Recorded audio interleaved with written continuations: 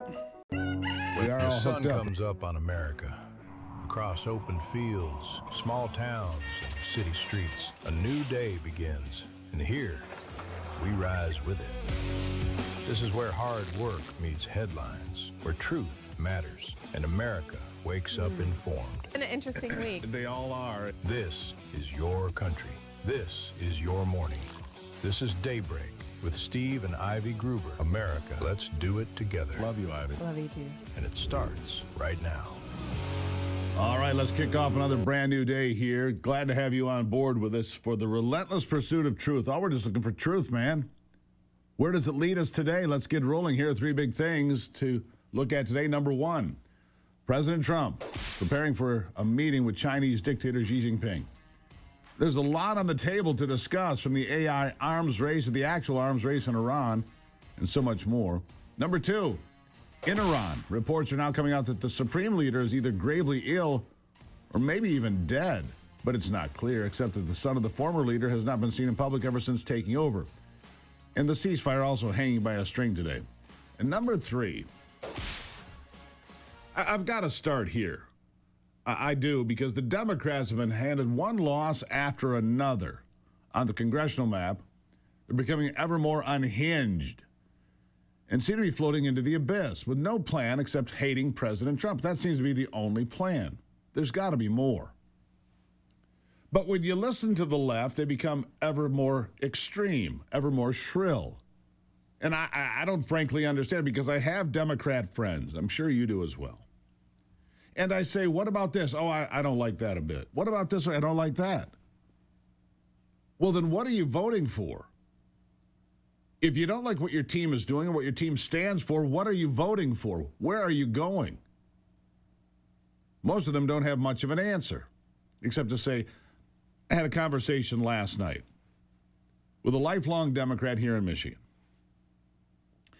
And she said, well, I've always been a Democrat. It's who I am. I said, so what about some of these candidates like El-Sayed? Abdul El-Sayed, the guy that looks like he's going to be the Democrat nominee to be the U.S. Senate candidate in Michigan. She goes, I can't vote for that. I'd vote for the Republican. And that, my friends, is a red flag. If El-Sayed cannot get lifelong Democrats to support his positions, which are extreme to say the least, or Graham Plattner out in Maine, the guy who's had a Nazi tattoo on his chest literally for 20 years and says, well, I don't know what it was. She goes, I don't buy that either. Democrats are doing what Republicans have traditionally done. Pick really bad candidates. I mean, Republicans have been guilty of this for years. Have an opportunity to take a seat and pick a really lousy candidate and get killed in the general election. And people see what's happening. Democrats see what's happening. Bill Maher, for example, who seems to be one of the only, normal Democrats left. There are a few. He's sitting here talking to John Fetterman on his podcast, and he says the left is just goofy. Goofy. Here it is. People say to me, don't you think you've gotten more conservative? No, I haven't. The left has gotten goofier. Yes. So I seem more conservative, maybe, but it's not me who changed. Yes. I feel I'm the same guy, but 5 years ago, we hadn't spent $6 trillion to stay home. I mean, I understand we had to do something with the pandemic. I'm not sure that was... I remember when $1 trillion was too much to spend on anything. We didn't spend $1 trillion to bail out the economy in 2008. So we didn't do that. 5 years ago, no one was talking about abolishing the police. There was no talk about, pregnant men. And, I mean, there was just looting was still illegal. Right. Isn't that crazy?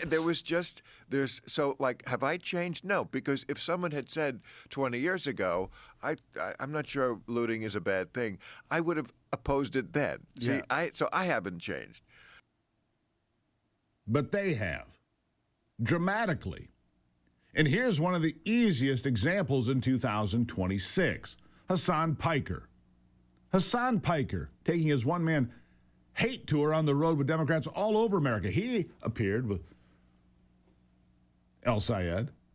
He appeared with Graham Plattner. He appeared with these radical Democrats, and he's more radical than they are. Here's a man raised in Turkey, but was born here, so he's an American citizen. See how that works? They're born here, taken home, and then returned as a poison pill to America. Hassan Piker. Well, just listen to what he says this time. What's your vision for abolishing ICE? Yeah. I mean, it's just that we abolish ICE. This is an agency that started in 2003. We had immigration enforcement before ICE existed. We'll have it after it exists. But the thing that I don't think we talk enough about is also what that reform is going to look like. Abolishing ICE is just one step, right? Democrats have been in power multiple times over the last few decades and did nothing to address the immigration reform that we actually ICE need. Expenditures, increased spending. Exactly. Yeah. And so I think there has to be an immediate pathway for every single undocumented immigrant that's here in this country today that does not require them to shell out thousands of dollars to go through the process, for it to take decades at a time to be able to get to citizenship, an immediate pathway to citizenship, and then just reallocating those resources where they need to be, right?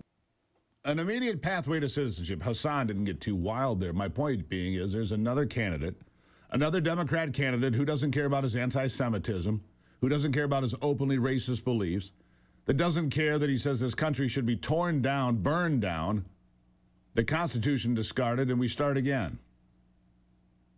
That's how radical these people are. And again, relentless pursuit of truth. The truth is these people are nuts. And now they're screaming, rigged election. Rigged election. Well, here are two pretty far left individuals who are calling out the Democrats for screaming elections are rigged, calling it absolutely ridiculous. You know why? Well, because it's absolutely ridiculous. Listen. Friday is 1% of 1%, regardless. Right. The amount of people in politics or who follow politics closely who are Democrats, who were immediately willing to say rigged, bias. Yeah. That's exactly how Donald Trump reacts to everything. You are literally adopting as bad as him. Trump. Yeah. It's remarkable. It's like, can you hear yourself? And, I don't want to sit here and say I told you so, but this is exactly what I feared with the second Trump term, is that there'd be a group of Democrats who will now say, oh, he's changed the rules. Let's play by his rules now. And you're like, no. I mean, look, go ahead and do it, but don't be surprised when voters sort of decide, man, you guys are full of shit too. Yep. And you guys aren't serious about the democracy. Nope. You just are trying to rig it in your direction. Correct. And all you're doing is strengthening Trump's argument and Trump's grip. That's right. They are strengthening Trump's argument every time they speak. Donald Trump. But this sack turning Democrats into a bunch of, extremists more every day. Well, it's but at the critically same token, normal, old school Democrats, lifelong Democrats, like the woman I spoke to last night, saying, I can't support that. Well, how could you? If you love this country, look, Democrats used to love this country, believe in this country, support this country, say the Pledge of Allegiance and stand for the national anthem. Most of them still do. Big red flags for the Democrats. More in a moment. Nice to see you this morning.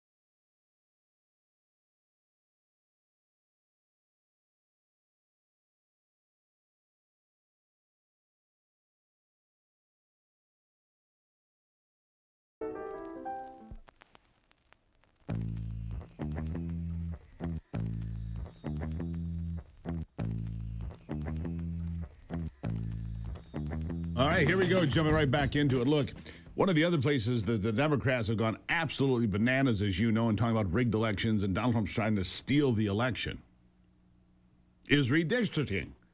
The Democrats have gerrymandered the entire country. There is not a member of the Republican Party representing anyone in New England. Not one. 80 million people, not a single Republican. Illinois, it's 14-3. California is way out of whack. You know all these things. New York, more of the same. And now the Republicans have figured out, hey, we can do that too. The Democrats are screaming stolen elections and we can't do this. And now, because of two things, the Virginia Supreme Court saying to Virginia, yeah, that map is unconstitutional. They want to throw out the members of the Supreme Court in Virginia that did that, and they want to pack the United States Supreme Court to rig the whole system. By the way, again, back to old school Democrats, they don't like that either. They don't like that either. Jonathan Turley, over on Fox, points out the hysteria about redistricting, calls out the left, saying they'll pack the Supreme Court for how bad that really is. Listen to this. But this sack and pack proposal really captures this age of rage. It captures the fact that now many on the left are saying that we will win by any means necessary. And this is a very important issue for Hakeem Jeffries. He's very unpopular with most people in the country, but he hopes to be the next Speaker of the United States.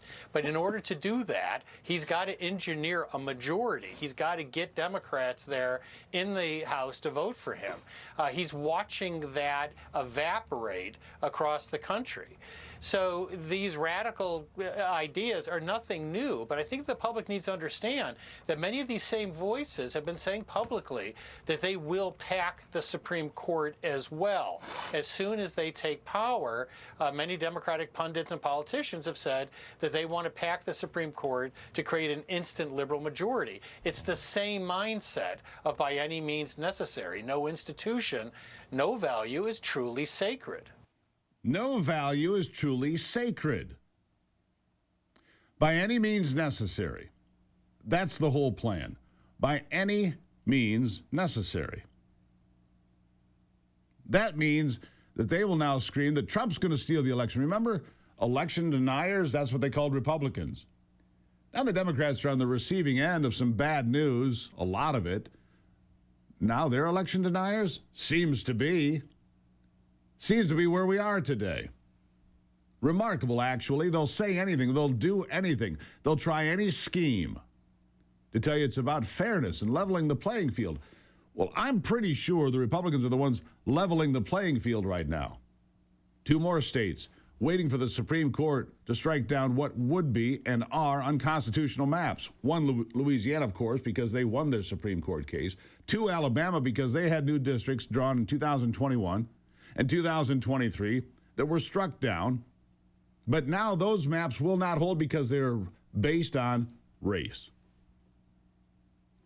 Two more and two more. That's four more seats for the Republicans to go with Texas and Florida and Missouri and Tennessee and maybe South Carolina. And the list goes on. Democrats are mad because they finally got caught in their own game. And what do they come back to? What do they come back to when they're talking to voters in 2026? Just one thing. They have no plan. They don't. Well, maybe amnesty, you saw that. Maybe free stuff for illegal aliens. But really it all comes back to attacking President Trump. Hate Donald Trump. That is their platform. Here's another example. Well, it's critically important to me that we investigate and to the extent that we can hold this president and his administration accountable for their abuses of power. In Illinois, we have the Illinois Accountability Commission to address what happened with Operation Midway Blitz as ICE agents terrorized our communities. He's not always going to be president, but we have to be a check. We have to fight and we have to stand up. And that's what people deserve, that we hold this president accountable. And that's what I'm going to do when I get to the Senate. Senate candidate. I think she's from Illinois. and their entire plan to hold Donald Trump accountable for what? Better energy policy? Having actual border security? What? Hold him accountable for what? For all the illegal things he's done. Can you give me an example? Well, there's so many. Can you give me one example?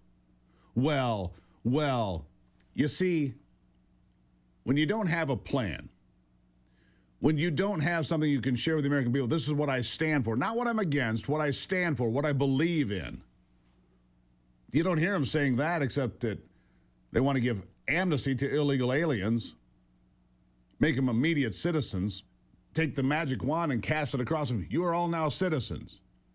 You don't have to pay anything. You don't have to do anything. You broke the law. We don't care. You'll vote for us. But when I hear old school Democrats, lifelong Democrats say, I can't vote for that. It's a warning, Democrats. Be careful what you wish for. Because right now, the midterms, it's a coin toss. And right now, that coin is leaning red. And that's the monologue. Another great night last night. I'm telling you, this Oura Ring gave me another crown last night. And if anybody knows anything about Oura Rings, it'll give you a crown when you sleep really well. Well, I've been sleeping really well for weeks now, ever since Ivy and I switched over to the Ghost bed. I wake up, I feel great. Ghost Bed is made in America. That's the first great thing about this company. They're descendants of the Werner Ladder Company, all right? You know who Werner Ladders are. Every ladder I've ever owned says Werner. That's who owns this company. And for 25 years, they've built serious health equipment. Not beds, health equipment. They're not for looks. Look, if you wake up tired or stiff or you sleep too hot so you don't sleep at all, you need a Ghost Bed. Made in America, and I love that. I love that. It's not just about aging. You can go ahead and try the Ghost Bed for 101 nights. No risk. If you don't like it, if you don't love it, send it back. No risk. And right now, you get the lowest price of the season. I know not everybody buys a bed every day, but if you're looking for one, look here. 10% off. The best price of the season. Ghostbed.com. The promo code is Gruber. Ghostbed.com. Promo code is Gruber. We love it. And I hope you do too. I'll be right back.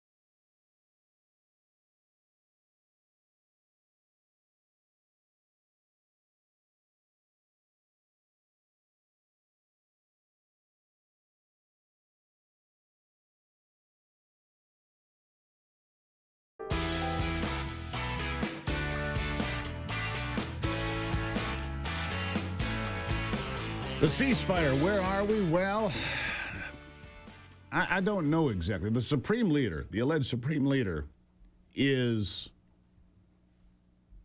apparently dead or in grave health. Those are the reports now coming out of Iran. Dead or in terrible health, right? And so we don't know who's in charge in Iran. The IRGC continues to hold on to power, but listen to this. Power players in that country now looking for an escape route, according to numerous reports.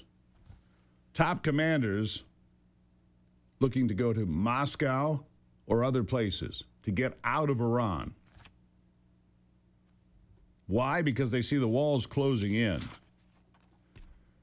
And the collapse of the peace negotiations, again, look, Iran is good at one thing, lying. They're not serious about the negotiations. They're stringing this along. They have no Navy. They have no Air Force. They have no control over the Strait of Hormuz, despite what you're being told. And with nobody in charge, people in that regime are looking for an exit, as they should be. because you never know where it's going to go. Oil has creeped back to $100 a barrel. And here in a week or two, we'll have another possibility of peace. It'll drop back into the 80s. And when this is resolved, it'll drop back into the 70s. And things will return to normal. We'll see how that works out. I'll tell you that.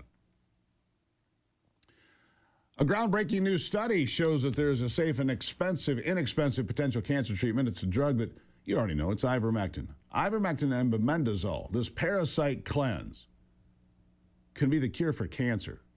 These studies are remarkable. It's incredibly promising, and many Americans have been wondering where they can obtain U.S.-made ivermectin and mebendazole. That's where my friends at the Wellness Company come in. Their doctors are here, as you know, like Peter McCullough. They are the gold standard for keeping you and your family safe, and now they have 100% American-made ivermectin and mebendazole available to RAV viewers at an incredibly affordable price point. No to Big Pharma. No to Big Pharma's poison, and say yes to a company that you can trust. And you can trust it when you have ivermectin and mebendazole. I've done the cleanse.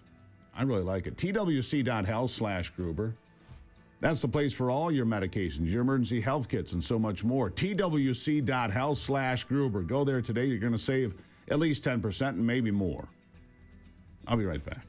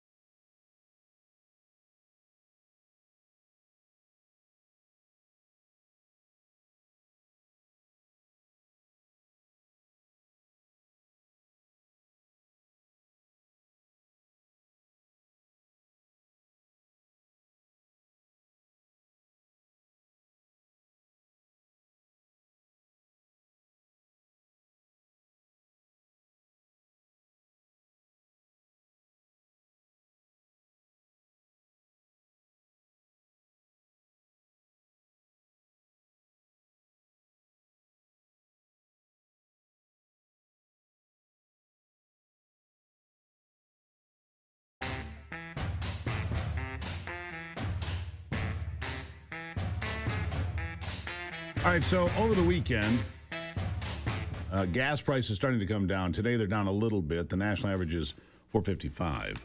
All right, 450. Down 2 cents from yesterday. It's where it was a week ago, still up from a month ago, and still a lot higher than most people would care for. That's a fact with the ongoing dispute in Iran, clearly. Oil's at about $100 a barrel again. Look, we shouldn't be anywhere near this, but the good news is, Anthony, you look at gas usually when you drive into the office, right? Yep. Where was it today? 466. So a little bit higher than my two different branded gas stations. Right. But that's still 40, 50 cents less than it was a week or two ago, right? Yeah. Yeah, so I guess it's an improvement, but it's not great. But some analysts say that the real energy crunch is still coming. Think about that. Listen to this. When do storage tanks run empty? Your parts of the world, like Australia, Philippines, Thailand, you are. But the question is when and where. I still say that with you. It's going to be, sometime in the month of May that you're going to end up with Europe hitting tank bottoms, and in the U.S. it's somewhere in that July 4th time period, if not sooner. By the way, the inventories number coming out of the U.S., the ones we got last night, the ones last week, I've never seen anything like that before. And I think that it's important to remember that these inventory numbers, let's define terms, a deficit versus a shortage. We have a deficit today, meaning that demand is above supply and we're drawing inventories. It's not a shortage yet. So to answer your question, you have the shortages in places like, Asia, and it's not that bad yet because you're not completely at tank bottoms. But in places like Europe and the United States, you're in a deficit and you don't hit the shortages until you hit tank bottoms. Well, let me give you an answer here to that. The United States is setting all-time records today for oil and gas and diesel exports. Raw product, oil, finished products, gas and diesel, all-time records for exports. I wonder if there's a mechanism where the president can say, you know what? Right now we need that oil and gas here in the United States. These oil companies are setting record profits right now anyway. Now, I don't like to interfere with free markets. I don't. But in the case of putting America first and getting the gas down from $4.66, like Anthony said, to $4 or $3.75 or something significantly better, that would be important right now, I believe. Places like Oklahoma are in the threes, but only a few states because of taxes and fees and so forth. On another front, I've got to tip my hat to Governor Ron DeSantis of Florida again. This guy is on the ball. He is. And he said AI and the expansion of these data centers will never impact Florida citizens. He'll never allow it to impact Florida citizens. So Florida citizens come first, regardless of AI and this expansion. Why are we building thousands of these things? No other country is building data centers the way we are. Kind of concerning to me, but listen to the governor. This bill, I think, is the first in the country that ensures that the rhetoric we hear is actually reality on the ground. SB 484 also protects Florida's water resources from data centers draining our water resources. I think most people who've been living in Florida for the last 6 months know we haven't gotten a lot of rain compared to what we normally would. We are in a drought situation. We've had to battle a lot of wildfires. There's been a whole host of things that have happened. But clearly, how are you going to say that somehow the water can go to data center when we need the water for our own people and for the core functions of our society? Now, in November, Florida DEP and water management districts updated their rules and policies to ensure data centers of any size have to apply for and be subject to public meetings to be considered for a consumptive use permit in order to tap into Florida's water resources. And that's something that is huge protection to you as an individual as well as to your community. Yeah. Good move by the governor, putting the Florida citizens first in line for water and power and not the data centers. Pretty smart, actually. But the data centers in other states maybe not as regulated, or at all, for that matter. That's why they target rural areas where the number of people are few and the ability to fight back is much less. But I commend the governor there for being forward thinking and taking care of it. Now, if you're afraid of AI, if AI concerns you and you're frightened by it, I am sorry to say, but this is going to make it much worse. Listen. We do not know what the we're doing right now. We are releasing this technology way faster than we know anything about how to control it. And the only reason we're doing it is because of the arms race dynamic. Because if I don't do it, I'll lose to the other guy that will, which means we're racing to the uncontrollability red zone. And most people just don't even know that it's happening. And it doesn't have to be this way. We can have a controllable AI future that is actually pro-human, but you can only do that if you actually know about these examples and know what makes this technology different from other technologies. So 2 months ago, Alibaba, the Chinese AI company, was training their AI model. And then a totally different team at the company, the security team, was noticing this flurry of network activity. And like, are we getting hacked? Like, what's going on here? And it turned out that the call was coming from inside the house. The AI model during training was picking up tools and decided to create a secret communication channel to the outside world to bypass the firewall. And it repurposed its GPUs to start mining for cryptocurrency. Yeah, that's right. Yeah. It became autonomous. It was teaching itself how to move forward. That's Alibaba. That is a Chinese system. Rise of the machines. What do you think of all this? It's a serious question because it's everywhere. We've talked about how they're putting this AI technology into your car to tell you in your car when it can be used, when it can be driven. They've got AI license plates coming out so that your car can be monitored no matter where it travels. There'll be a record of it, a log of it, how fast you went, where you went. Oh, you drove too fast and you stopped at a bar. Oh, maybe you shouldn't be able to drive your car. You went to the bar. You went to 2 bars. It's Sunday and you went to 2 different restaurants that serve alcohol or whatever the case might be. What do you think of that? I want you to send me an email, stevegruber.com. Because I'm curious what you think where you are. What do you think about what Governor DeSantis is doing with AI, saying you can't just put data centers anywhere you want without thoroughly evaluating the impact on water and power and the people? And again, I come back to this question. Why is the United States building more data centers than the rest of the world combined? We're building them at such a pace, it's blistering. Oh, it's going to create all these jobs and that. Here's what I think, in part. The data centers are going to be the collective, the place where all your information comes, all the information on you, from social media to your phone to your computer to driving your car to wherever they're collecting data points. All of it goes in and is then correlated and mapped out as to who you are. Privacy? Ha! There isn't any. And I come back to the Fourth Amendment of the United States Constitution. I have a protection against unreasonable search. And if I'm walking down the street and I'm on 25 cameras, or I'm driving in my car and I'm on 6, or I'm on my phone and it's targeting me too, is that an unreasonable search? I believe it is, a violation of the United States Constitution. I'll let you think about that. Again, send me an email, stevegruber.com. Let that marinate. I'll be back.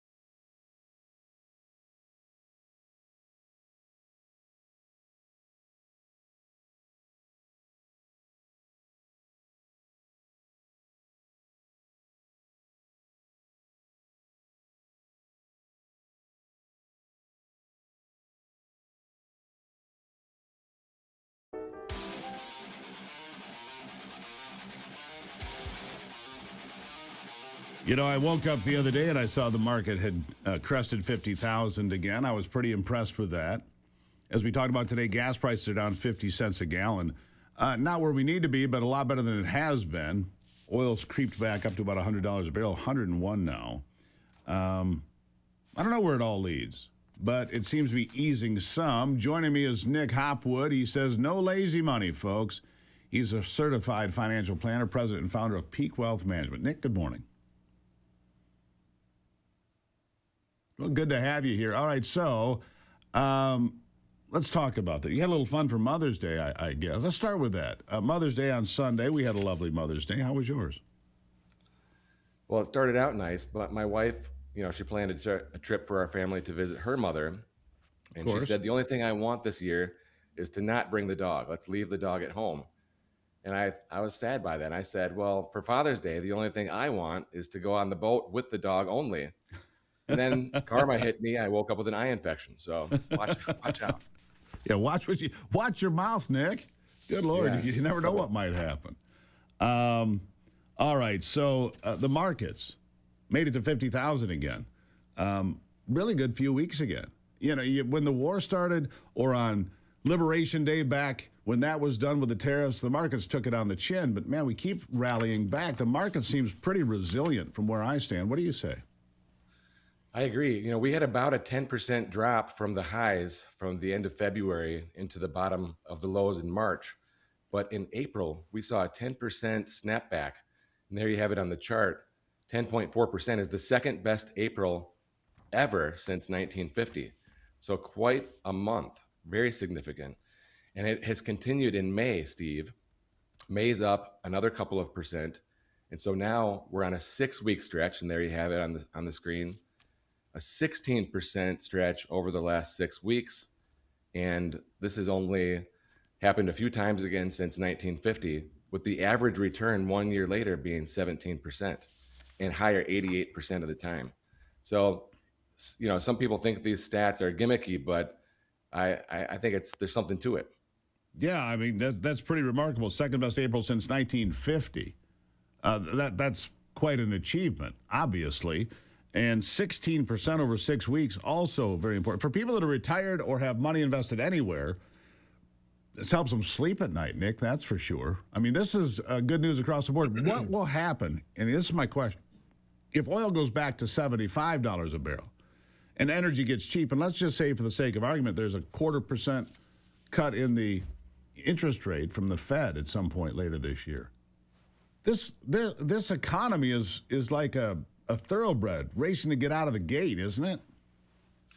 Well, if we had those two things happen, lower rates and lower oil prices, we could see the risk of the market really heating up and getting into bubble territory.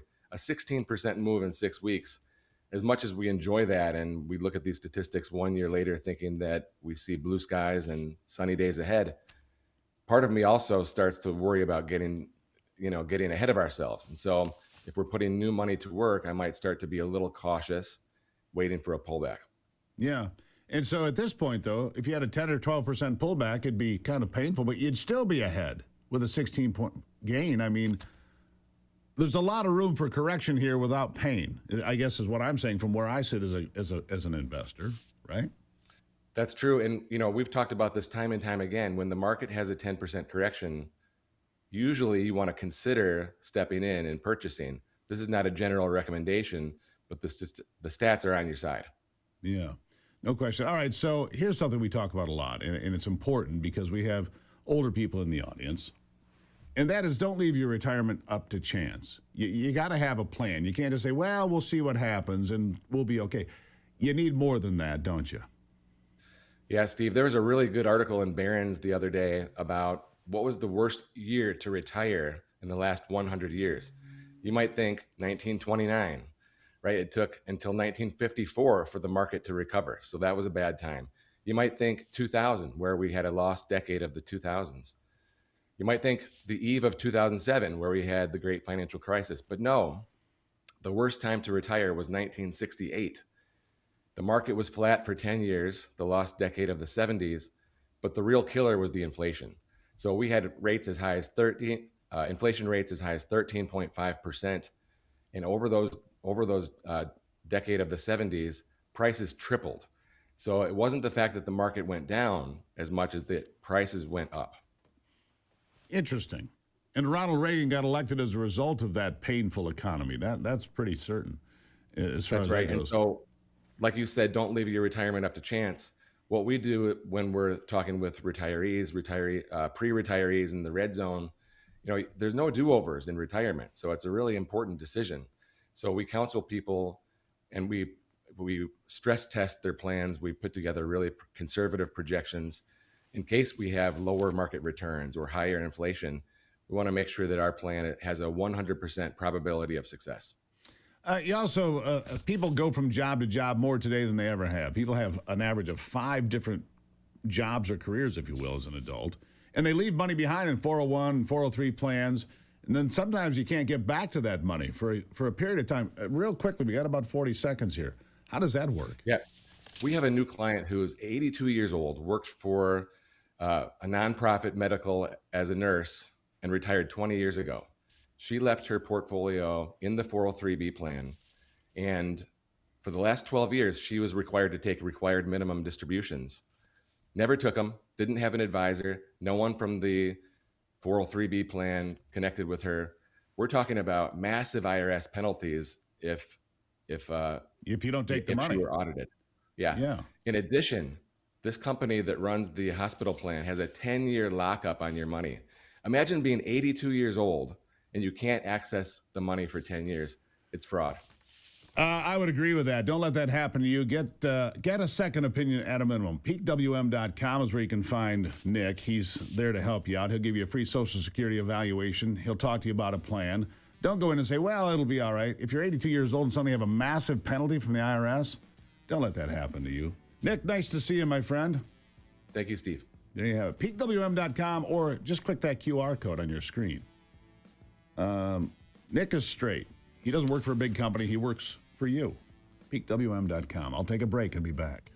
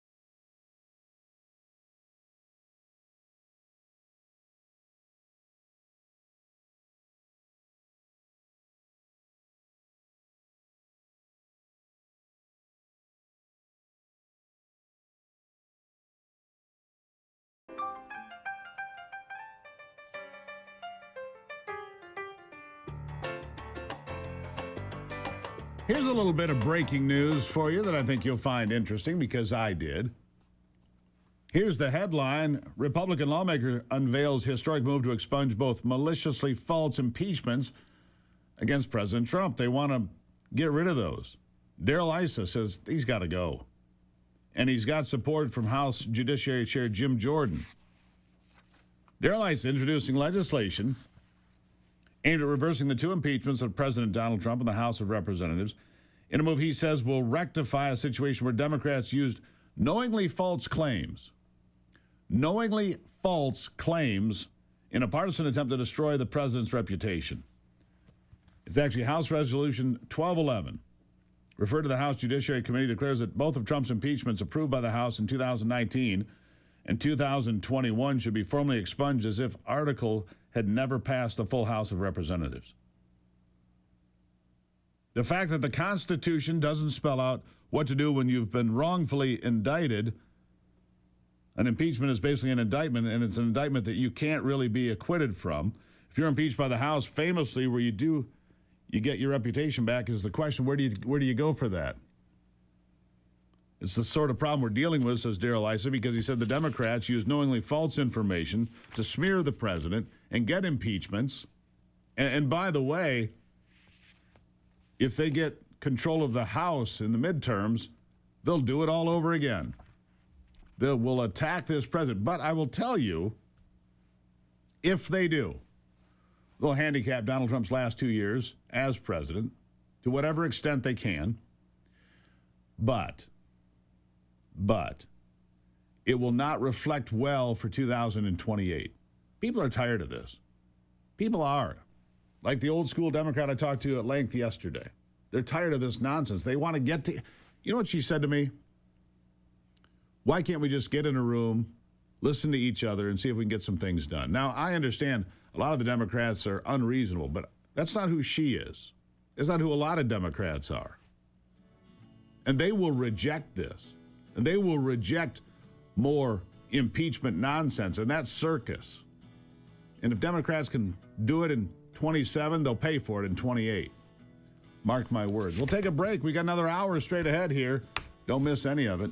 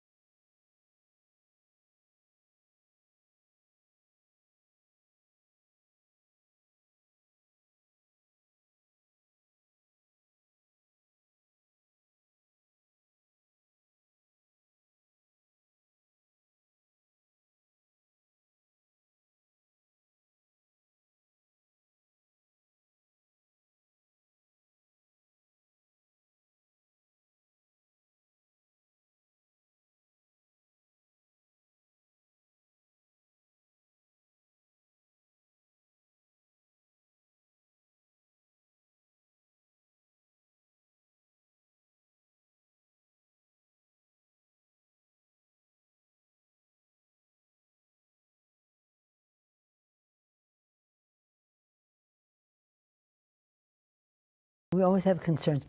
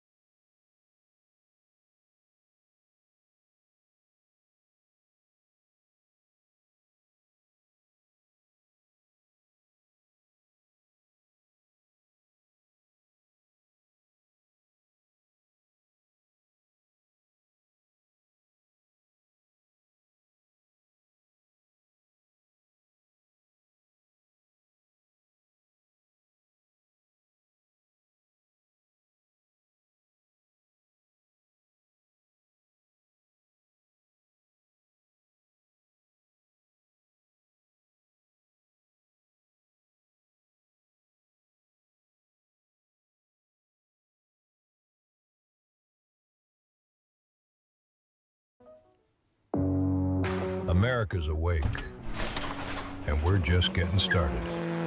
The headlines that matter, the stories they won't tell you, and the voices fighting to be heard.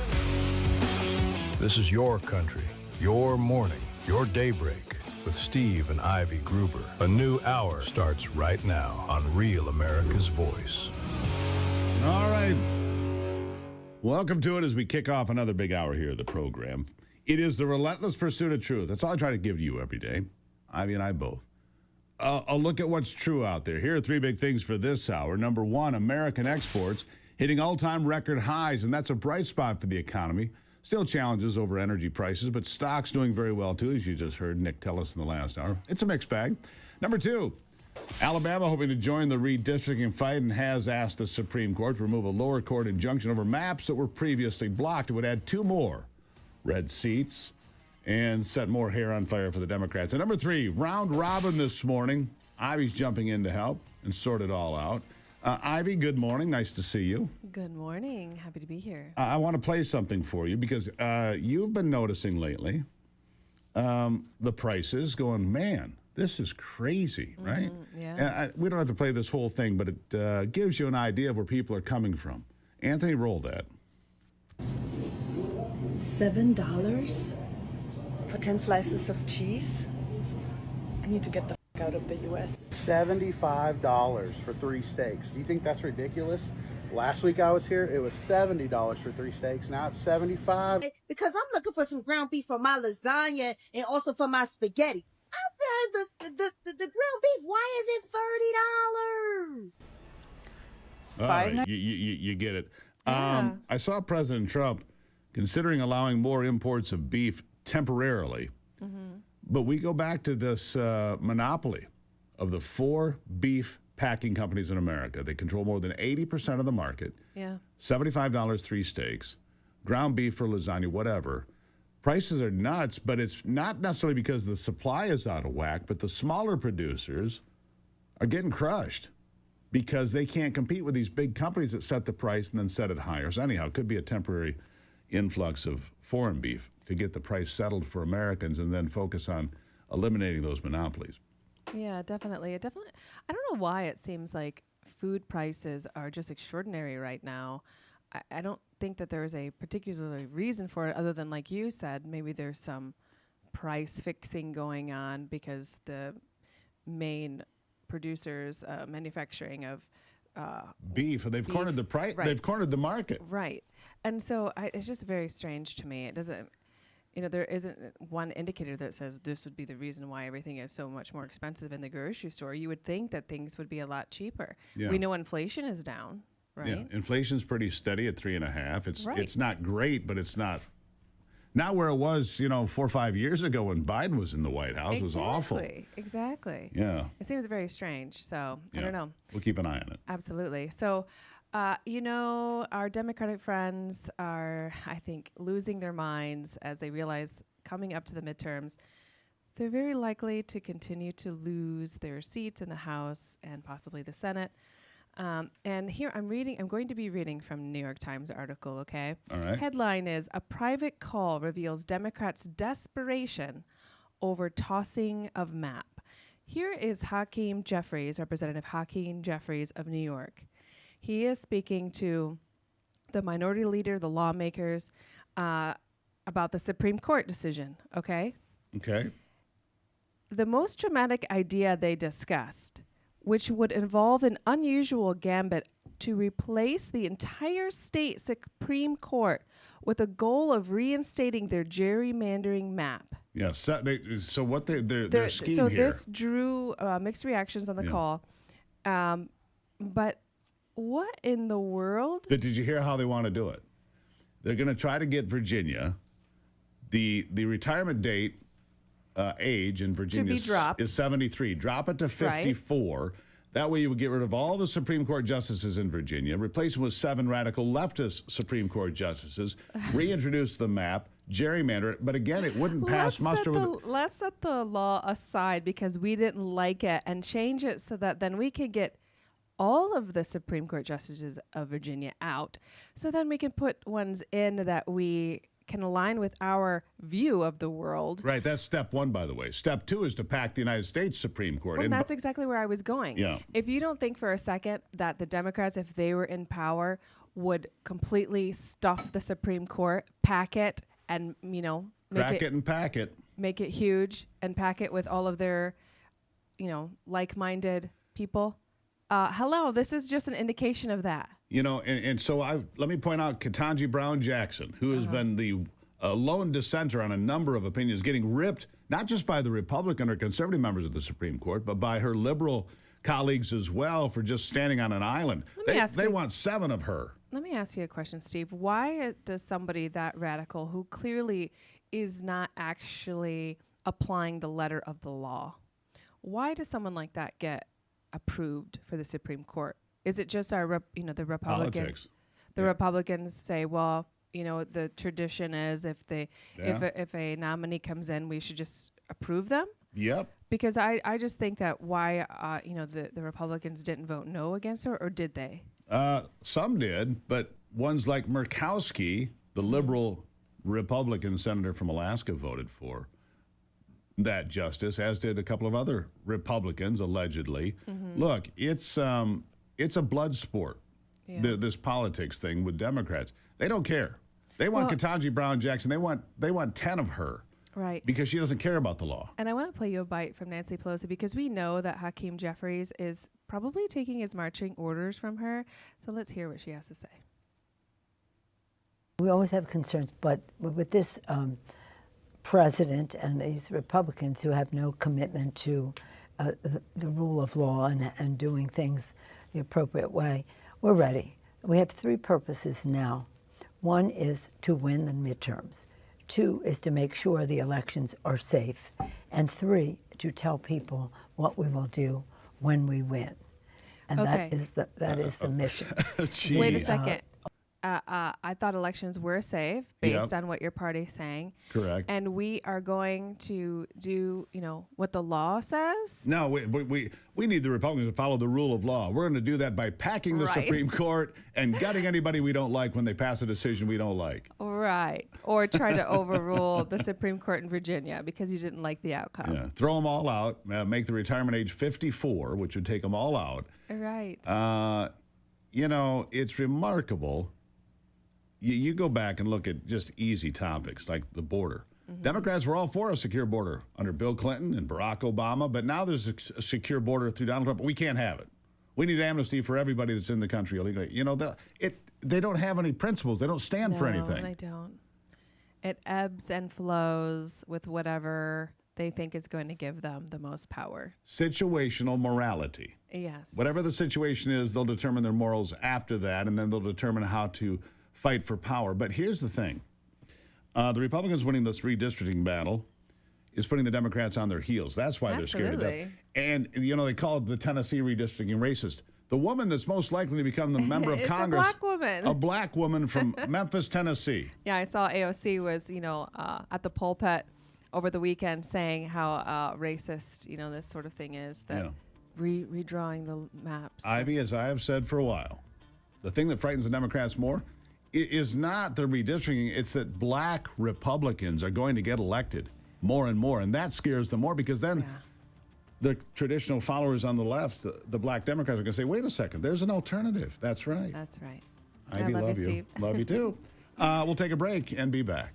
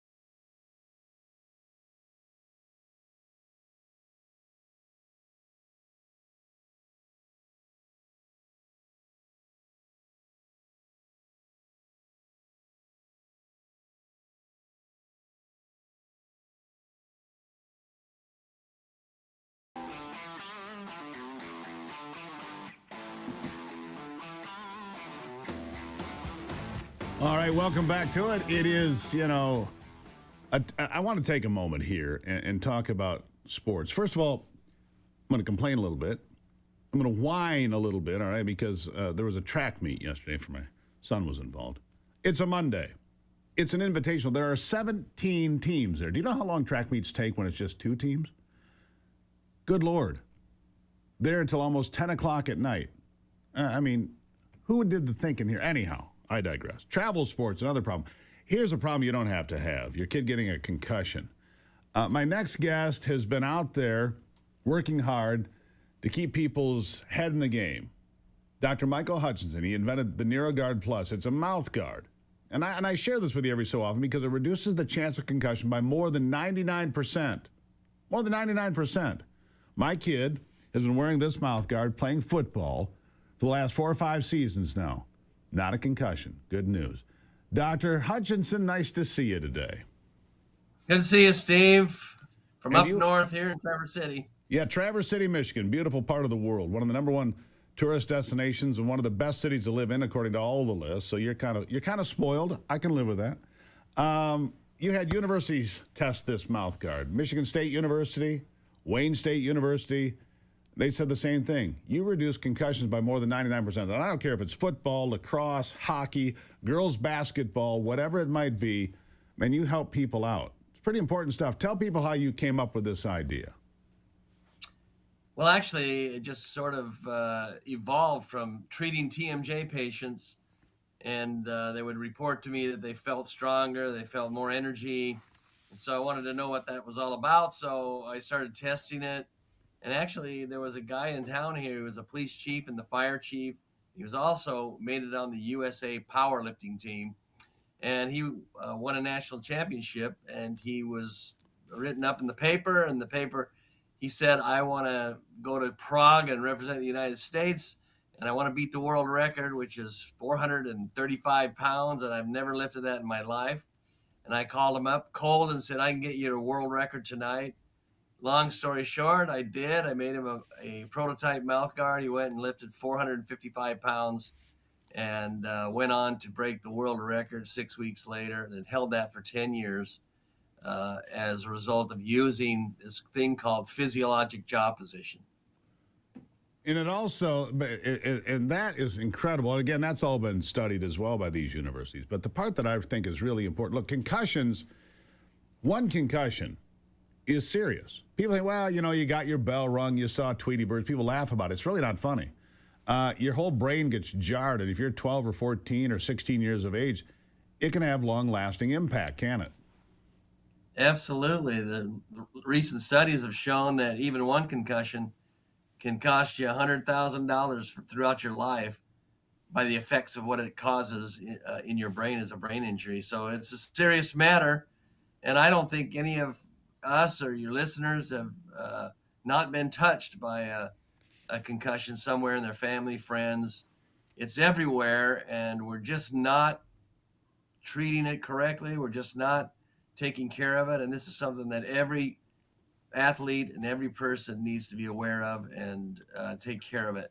You need to take it seriously. Here's what I don't understand. Look, we wore mouth guards when I was in school 100 years ago, right? I get that. Kept you from breaking your teeth. That was important. I get it. But this is different. It goes on your jaw, on your mandible. And we didn't, our mouth guards didn't prevent concussion. They prevented teeth from getting broken. What yours does is it's new science, right? It is. Well, it's a newly discovered body mechanism that we didn't know about. And if you look at the concussion rate over the last 60 years, it's pretty much stayed the same. The only thing that's different now is that we actually pay attention to the jaw, which is 20% of the whole situation. So if you have the equipment we have today, plus using physiologic jaw position with a lower positioning mouth guard, such as NeuroGuard, which is the only one, you end up with 0.2% concussion rate, so almost zero. And that is the missing link. The jaw is the missing link in concussion reduction. I guess my question is this, and it always has been. Why doesn't everybody use your mouth guard? It's patented. You've figured the science out. Concussions are, 99%, more than 99% protection. I mean, why would anybody not use this? I mean, like I said, my kid uses it, has not had a concussion, and that's incredibly important. Why doesn't everybody use it? Frankly, that's why I'm here on the #1 morning show, is that everybody needs to know, because this is the thing. It's there, it's been there, but people don't know about it. And this is the important thing, is that we change the paradigm and start using the latest technology. And this is one of them that's really important for all kids. Yeah. By the way, over the weekend, another track meet. I'm not bitter. I met my kid's new football coach. I talked about this mouth guard. He said, bring me a couple. I want to see that. See, the problem is a lot of people don't know about it, which we're going to change that, which is why you're on this program, so people understand. And I go back, it's not just football. People think about football and hockey and high-impact sports, but girls basketball, we've talked about this before, a high incident of concussion in girls basketball, right?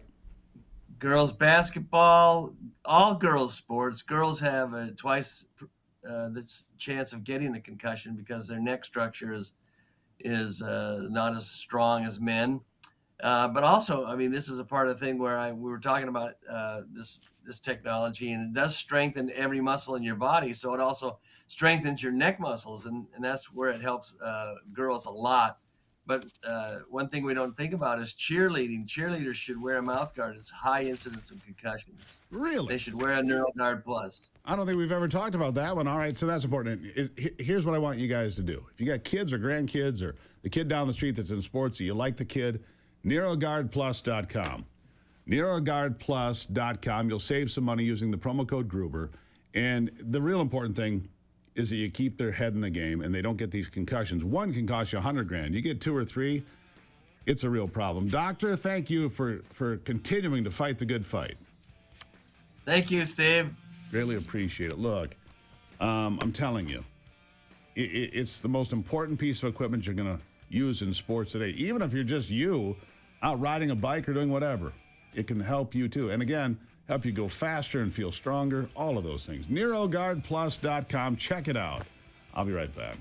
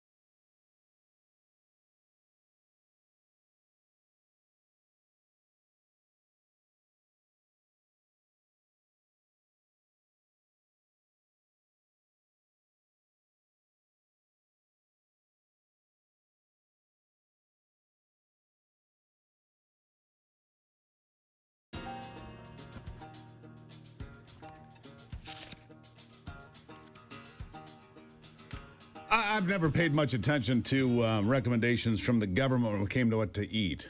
You know, they said, eat margarine, not butter. I said, yeah, I like butter. You know, I don't need something that's a molecule off from being plastic. I don't need that on my toast, all right? The bread we eat has 4 ingredients, unless there's some fruit in it, but 4 ingredients. Yeast, flour, salt, water. That's it. What you eat really matters. And Alzheimer's risk slashed by eating more of one common food. We eat it here. I eat it every day. It's one thing I eat every day, and that's eggs. It just is. And Alzheimer's risk slashed by eating more eggs. Remember, they told you don't eat eggs? Please. You need that cholesterol for your brain to work. I eat ribeyes, I eat eggs, I eat real protein, real fat. I'm all right with it. Keeps you healthy, keeps your brain working, keeps your brain in the game. You deprive your brain of that and feed it sugar and carbs, well, you're going to be a little cloudy, to say the least. Research from California's Loma Linda University, published in the Journal of Nutrition, analyzed the neurological condition and dietary habits, and they found eggs to be a very good thing for you. So, eat eggs. Like I said, it's the one thing I eat every day. I love it. Visible eggs. Boiled, scrambled, fried, doesn't matter. Eat them. That's my advice to you today. Eat real food. And speaking of food, in the last few years, if they've taught us anything, it's that the systems we rely on can fail. And when they do, we are on our own, friends. That's why I want to tell you about My Patriot Supply, America's original Patriot preparedness company. They've helped over 3 million American families get prep since 2008 with more than 90,000 five-star reviews. Right now, they've got a special offer that you really need to check out. When you get their flagship solar backup generator, the ultra-powerful Grid Doctor 3300, you'll also get over $1,000 worth of survival gear absolutely free. 4 weeks of emergency food, water filtration, and a lot more. It's all free. It's in stock and ready to go right now. But with everything going on right now, there's no telling how long it'll be available. So do this. Go to preparewithrav.com, preparewithrav.com, and see everything you can get for free as a bonus to you. Don't wait until it's too late. Get your complete preparedness set up today. Preparewithrav.com. The generator, the food, the water filtration, all of it. All right? Preparewithrav.com. And make sure you've got eggs in there. Good stuff. I'll be back after this.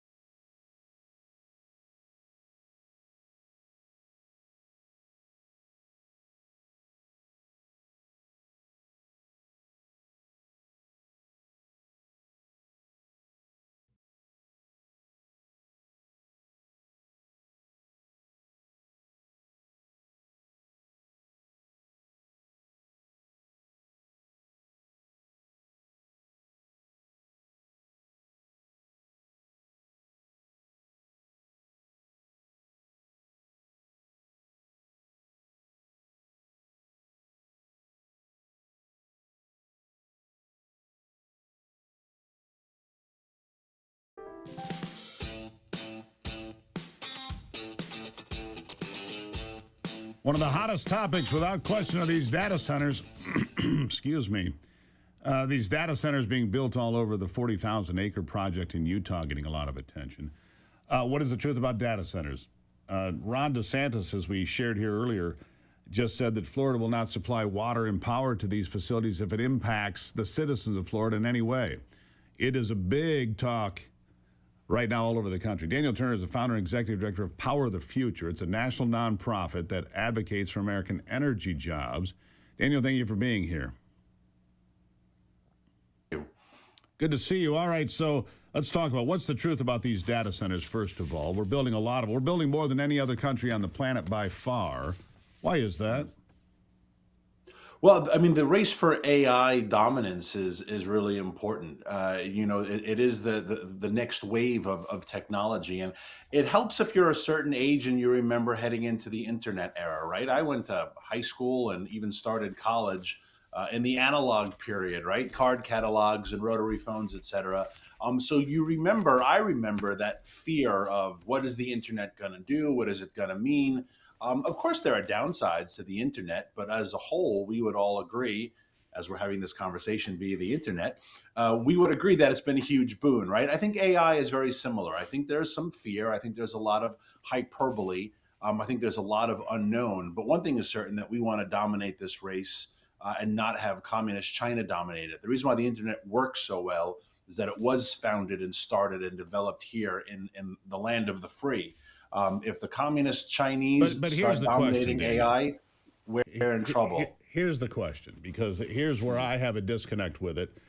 You've got AI now that's going to control cars beginning in the 2027 model year. Tell it to shut down if it doesn't think that I should be driving for whatever reason. You walk down any street in any city in America, you're on how many cameras at a time? 10, 20, 100? It depends on what city you're in. And so the question then becomes, what are these data centers really for? My phone works fine. My computer works fine. I still don't know what they're all for. Nobody's been able to give me a clear, concise answer. And I think a lot of people are concerned about this. AI that is directing itself to learn, like we just learned about Alibaba in China. They had problems, thought that there was a breach, and they found out the call was coming from inside the house because the program they had created was teaching itself and creating what looked like problems. So there are a lot of concerns here, and I understand that people are hesitant about it. This is a lot different than the internet from where I stand. Well, it is, but I think that's, we had the same fear of what the internet was going to do to us, right? I mean, if you go, it was the same hyperbolic, this is going to take over the world. Don't get me wrong. I hate the surveillance state. I don't want cameras. I don't like speed cameras. I live in a sheep farm in Appalachia, Virginia, right? I don't like driving to DC and having to go through all of the cameras that are on 66, et cetera, et cetera. There's the surveillance part of it absolutely frightens me, but that's not data centers, right? I mean, what your data centers are is just look at your phone and the 400,000 photos you have from your trip to France. Yeah, that's my all phone stored works. somewhere. That's my point, Daniel. My point exactly. Yeah. My phone works just fine. Why do we have 5,000 data centers in the planning stages here in America? When my phone already works, my computer already works, everything works. And I hear the same talking point, which is, well, we got to beat China. I don't want to be like China. I don't want a social credit score. I don't want any of that stuff. And that's a big part of it. Let's not sugarcoat it. A big part of these data centers is to compile information about you and me and take my phone, my car, my home, my smart meter, whatever it is, whatever information they get, and create a data point for everything and then understand who I am. That's complete immersion in surveillance. Yeah, I would never have any smart anything in my home, right? Smart thermostat, smart appliances.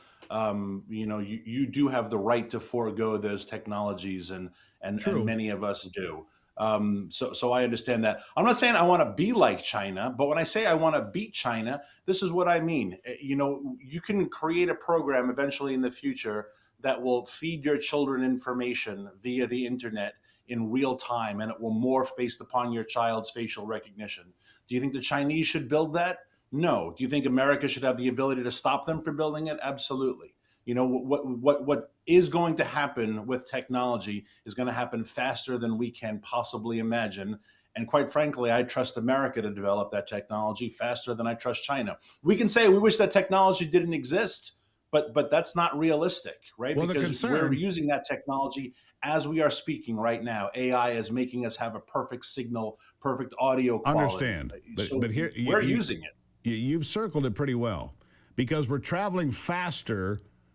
It's like driving a car 120 miles an hour with a blindfold on, because we don't know where this is leading. and we're going as fast as possible into the darkness. And so, again, what do we get out of it? Okay, so I know that since 2010, when screens started to become prevalent in the classroom, test scores go down. It's not good for kids. Using your phone too much, terrible for kids. If you're on the phone more than 3 hours a day, it's really detrimental. And yet we're creating more of it. And so that's why there are concerns out there. And so my question is, but beat that's China at parenting, what? though, Steve. That's you monitoring your children, and that's you monitoring what you bring into your home. I don't think, no matter how big AI gets, they're not going to have that control over your children or your family or what technology you introduce to them at what age. There are huge concerns. I began by saying that.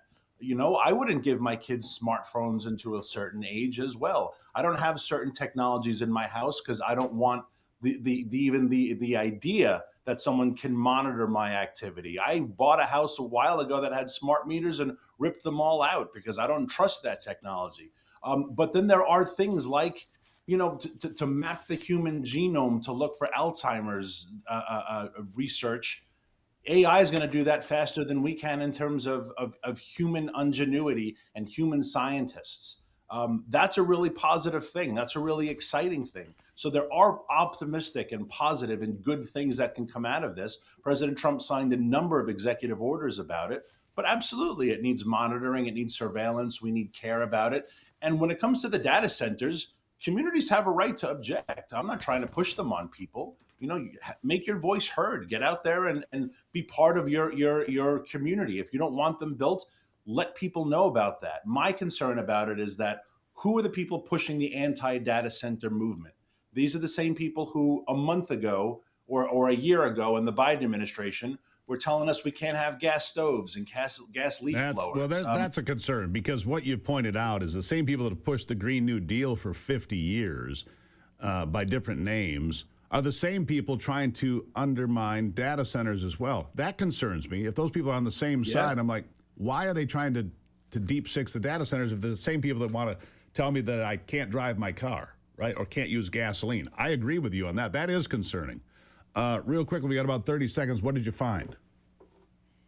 Well, we found that it's the same, foreign-funded, Chinese-funded, Swiss-funded entities, and this is just their newest tactic. And I just warn people, in the MAGA movement, conservatives, pro-American patriots, don't jump into bed with a couple of people who not long ago were aligned with Biden on the Green New Deal, are now telling you you should oppose data centers. They have a different agenda than the rest of us do. There's a lot to be concerned about with AI, about data centers, but don't align yourself to these groups because they're never going to be on your side.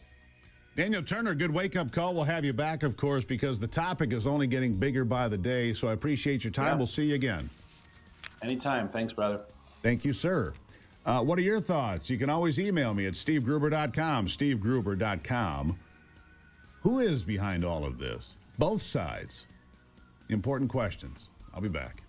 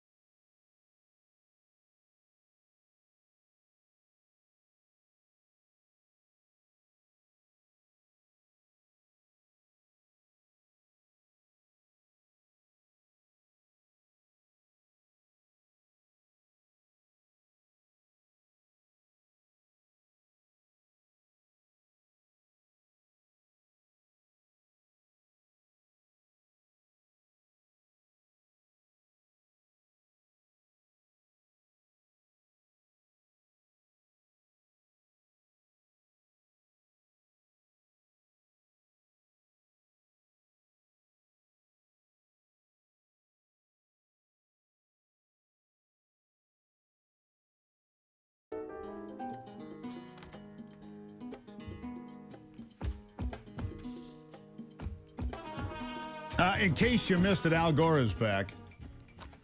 But instead of saying we're going to get burned alive, now there's a coming ice age within 25 years.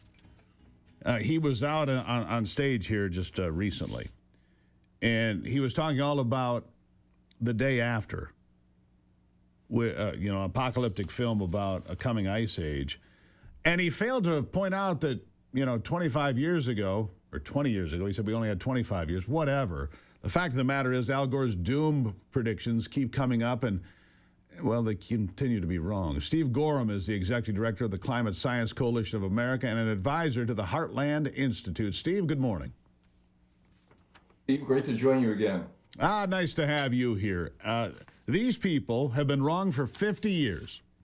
They've made one prediction after another. They included mass global famine, rising sea levels, increasingly powerful storms. None of this has happened. I mean, last year we didn't even have a hurricane that made landfall in America for the first time in a decade. Before that, we had the longest stretch of no major hurricanes for several years, like a decade. We have the same amount of tornadoes in America. Michigan has not seen an EF5 tornado since 1973. And they want you to believe that somehow the world's getting more dangerous, all these terrible things, and then they come out with a completely new prediction about doom and gloom. I mean, come on. Can we just make these people go away? Well, you are up on the data. Yeah, if you look at history, the storms aren't getting stronger. Sea levels are rising the same rate they've been rising for 20,000 years, a lot of other things. But fear is a powerful motivator. And former Vice President Gore recently spoke at an event hosted by the Hollywood Reporter and the Sustainable Entertainment Alliance.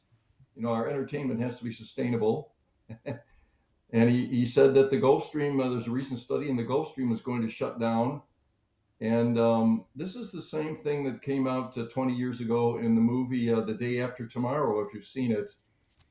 But the whole idea is that ice melting in Greenland would dump all this fresh water in the Atlantic and shut down the Gulf Stream. And it's based on the recent warming we've had, the gentle warming. The problem is with this whole theory is that we've had many times multi-century long periods in the last 10,000 years when it was warmer than today. And the Gulf Stream didn't shut down. So again, the alarmists are there, and they're scaring up all kinds of fear with people, but there's really no evidence for what they're claiming. Is there any evidence for a coming ice age? I mean, I remember seeing an ice age back in the day on Time magazine, front cover. There it was, coming ice age. We're going to have to. In fact, people like Bill Gates had a plan to dump soot on the polar ice caps, black soot, so we could, keep the place warmer. And then they said, well, no, we can't do that because we have, global warming. And now it's global. Just stop. The fact is they have no damn idea what they're talking about, ever. That was the thing in the 70s. We had some general cooling from about 1940 to 1970, and many professors, many others were saying we were due for the next ice age coming. But then a lot of these people turned around the next 10 years and started to talk about global warming.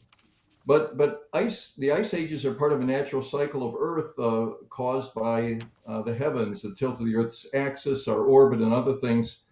There probably will be another one coming. The warm periods are only about 10 or 15,000 years long. Hopefully, we're not all here when that thing starts. But the idea that humans can create it, that's where we've really gone off base. Yeah, there's just no evidence of that. And it's interesting because Al Gore preaches this doom and gloom while flying on private jets, while living in a mansion. Barack Obama preached a lot of this, and he's bought not one but two mansions at the seaside. One in Martha's Vineyard, one in Hawaii. He's not too worried about sea level rise, apparently. He built brand new mansions at the water's edge, right? Yeah, they're very hypocritical in many ways. John Kerry says he has to fly all over in private planes because his work on climate is so important.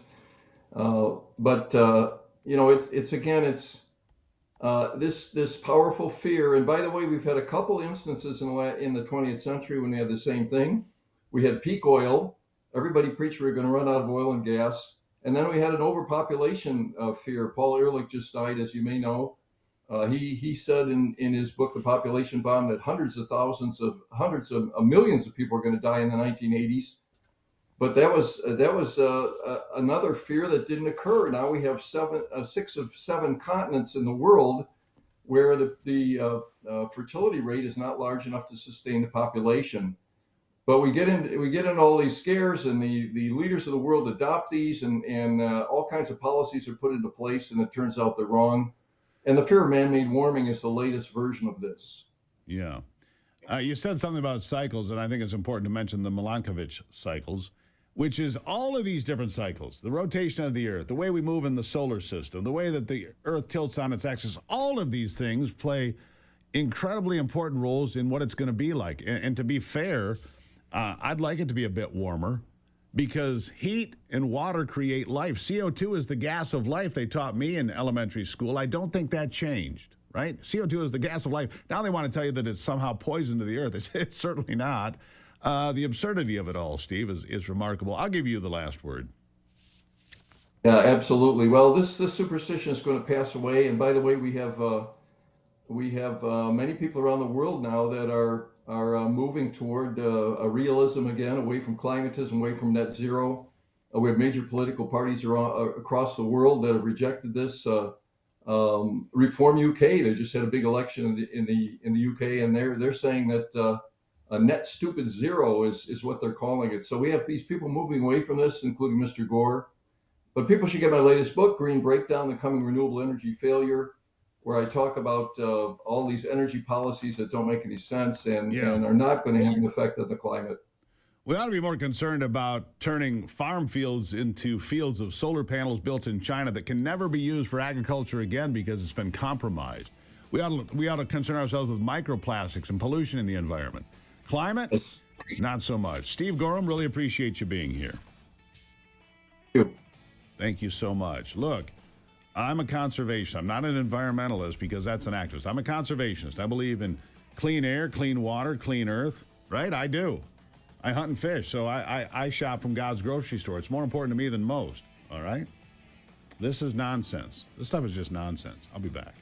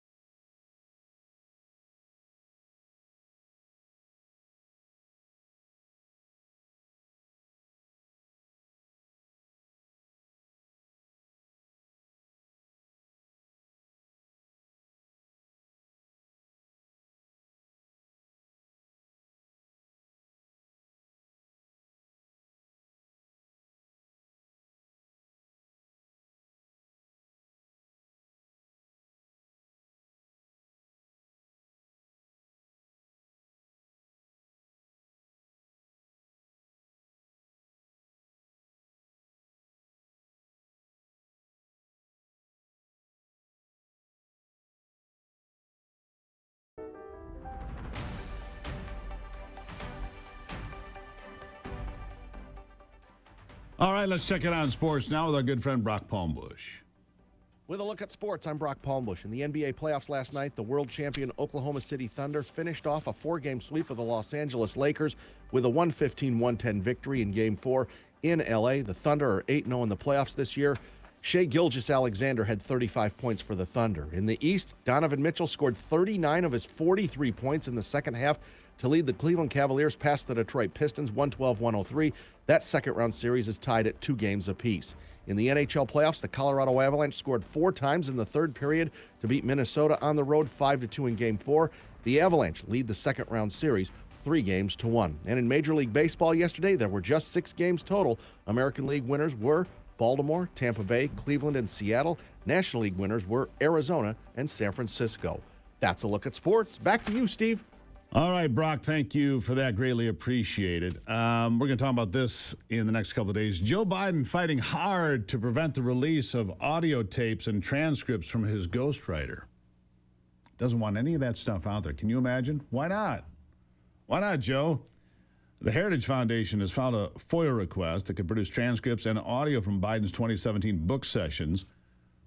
Could happen by today, and they're fighting it hard. The lawyers expect to object to the Justice Department's release of the redacted transcripts and audio recordings.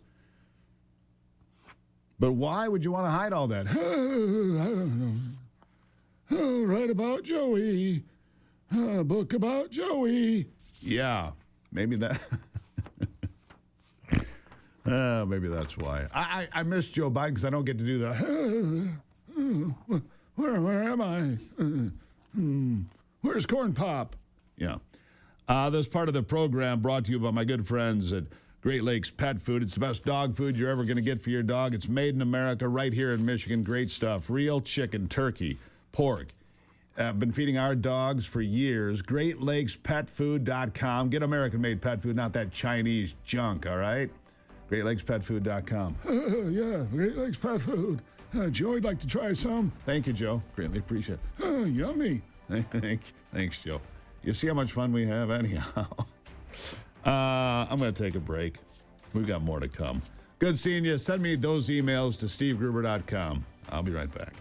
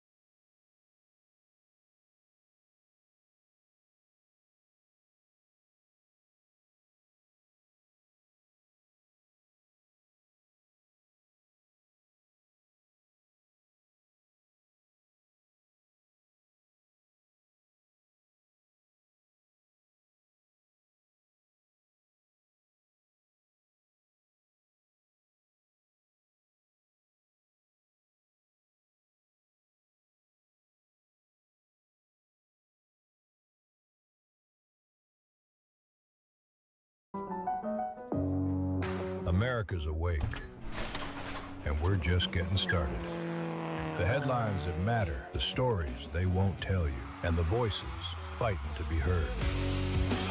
This is your country, your morning, your daybreak with Steve and Ivy Gruber. A new hour starts right now. All right, welcome to it as we kick off another brand new hour in the relentless pursuit of truth, fighting for you from the foxhole of freedom every single day. Here are three big things you need to know this hour. Number one, numerous wildfires across Michigan. I'm telling you, folks, the state of Michigan is going to see its worst wildfire at some point in the near future, the worst since 1881. Number two, more surveillance. These sail drones on the Great Lakes. I don't like it a bit. Autonomous boats taking pictures of you and me and so on and so forth. And number three, Kash Patel is going to testify today in front of the Senate Appropriations Committee. I'll also be there with the head of the Department of Justice, Bureau of Alcohol, Tobacco, and Firearms, United States Marshal Services, the DEA, and more. This is all about the 2027 budget request. Patel expected to face questions about a host of issues, from the alleged misuse of FBI resources for travel to the story on the Atlantic that alleged he has bouts of excessive drinking. What do you think the Democrats are going to focus on? Something of substance or a smear job? My money's on the smear job, by the way.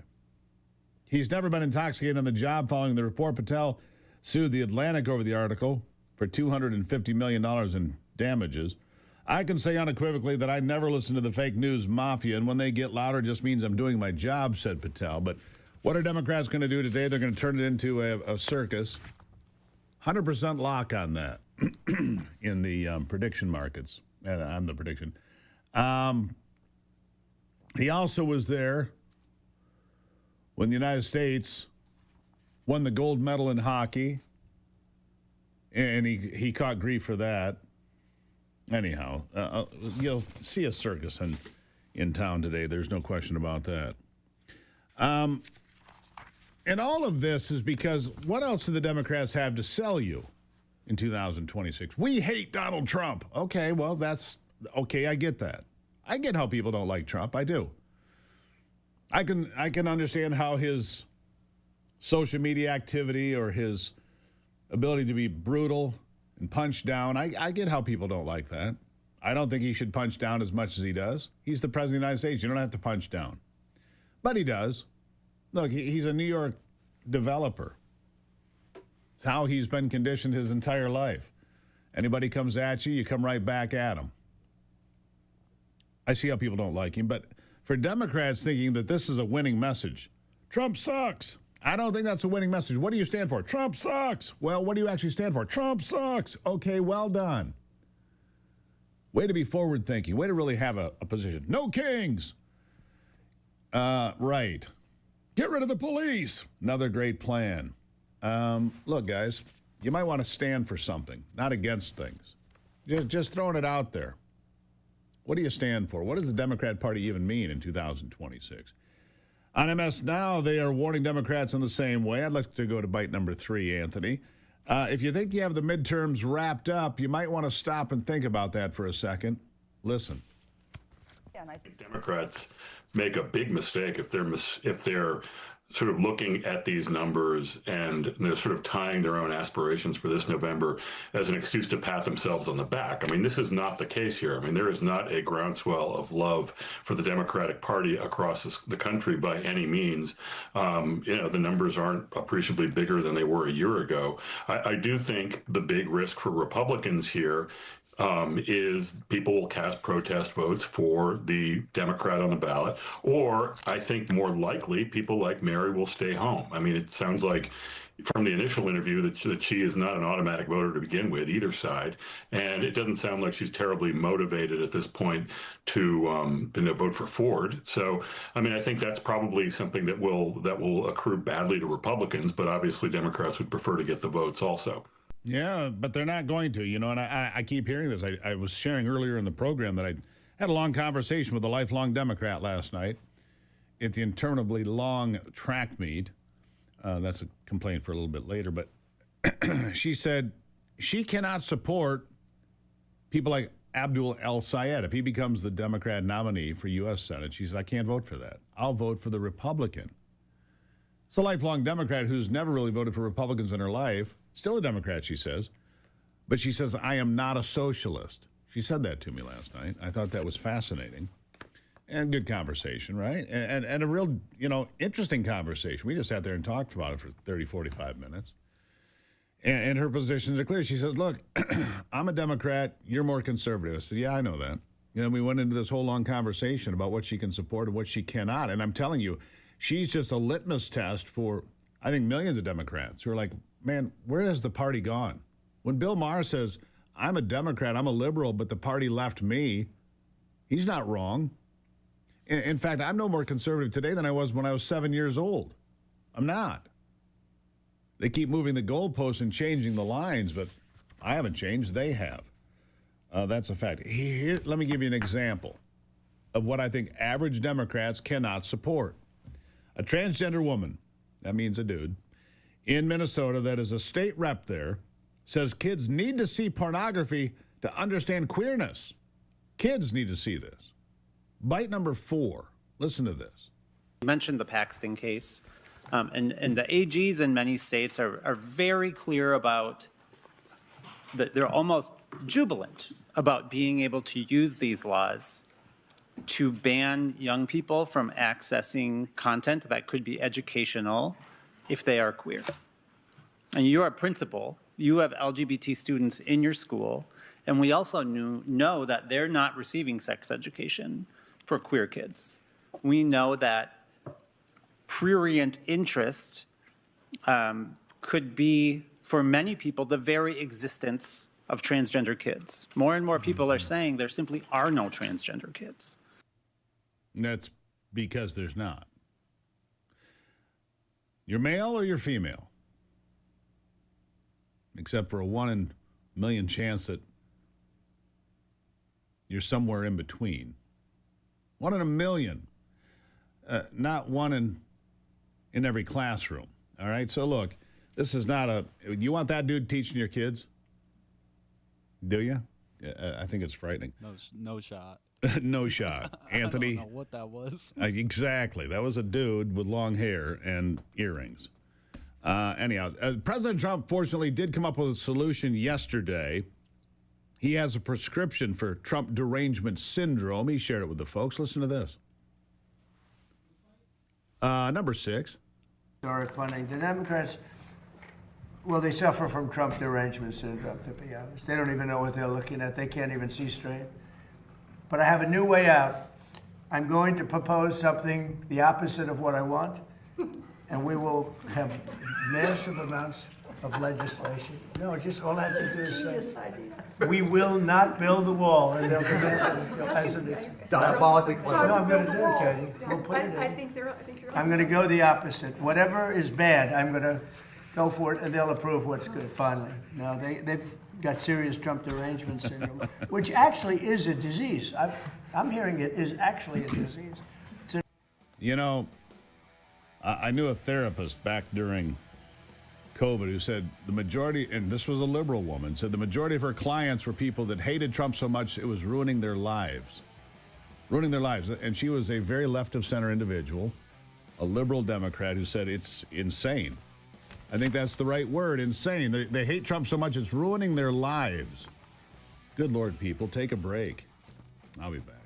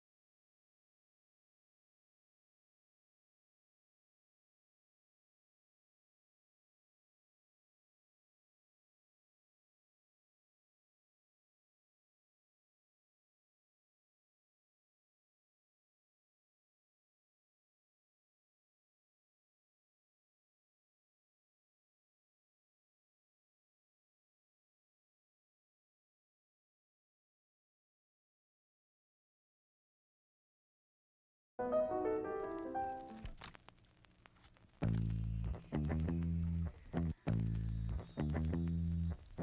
think I should just take a moment and pat myself on the back. All right, maybe not exactly, but I've been saying since the big ice storm in early 2025 that covered hundreds and hundreds of square miles of northern Michigan that there's a wildfire coming because you can't clean it up. All these broken trees, all this brush, dried out last summer, drying out now again, and you've got a number of fires around the state of Michigan. They're not gotten big yet, 100 acres, 200 acres, that sort of thing, but one of these is going to get driven by wind come June or July or August, and it's going to be ugly. Joining me is Katie Hyde, the news director for Michigan News Source. And Katie, you've been covering these fires because they're becoming, they're breaking out all over in northern Michigan, and all that fuel. It's a problem. If we have a dry year like we did last year, it could be really extraordinary. First of all, nice to see you today.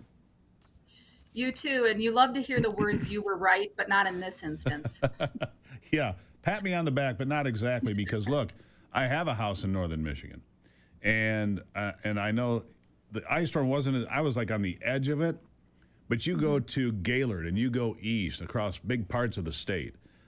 Presque Isle has a fire now. You said there's one in Oscoda, and like I said, these are 180, 200 acre fires, but one of these is going to catch wind. And we're going to have a real problem, I think. What are your thoughts on that? And these are the fires that we're hearing about because they are so big, but we don't know about the little ones that pop up here and there. Obviously, it's just May, as we were talking during the break. You have dry June and July coming up.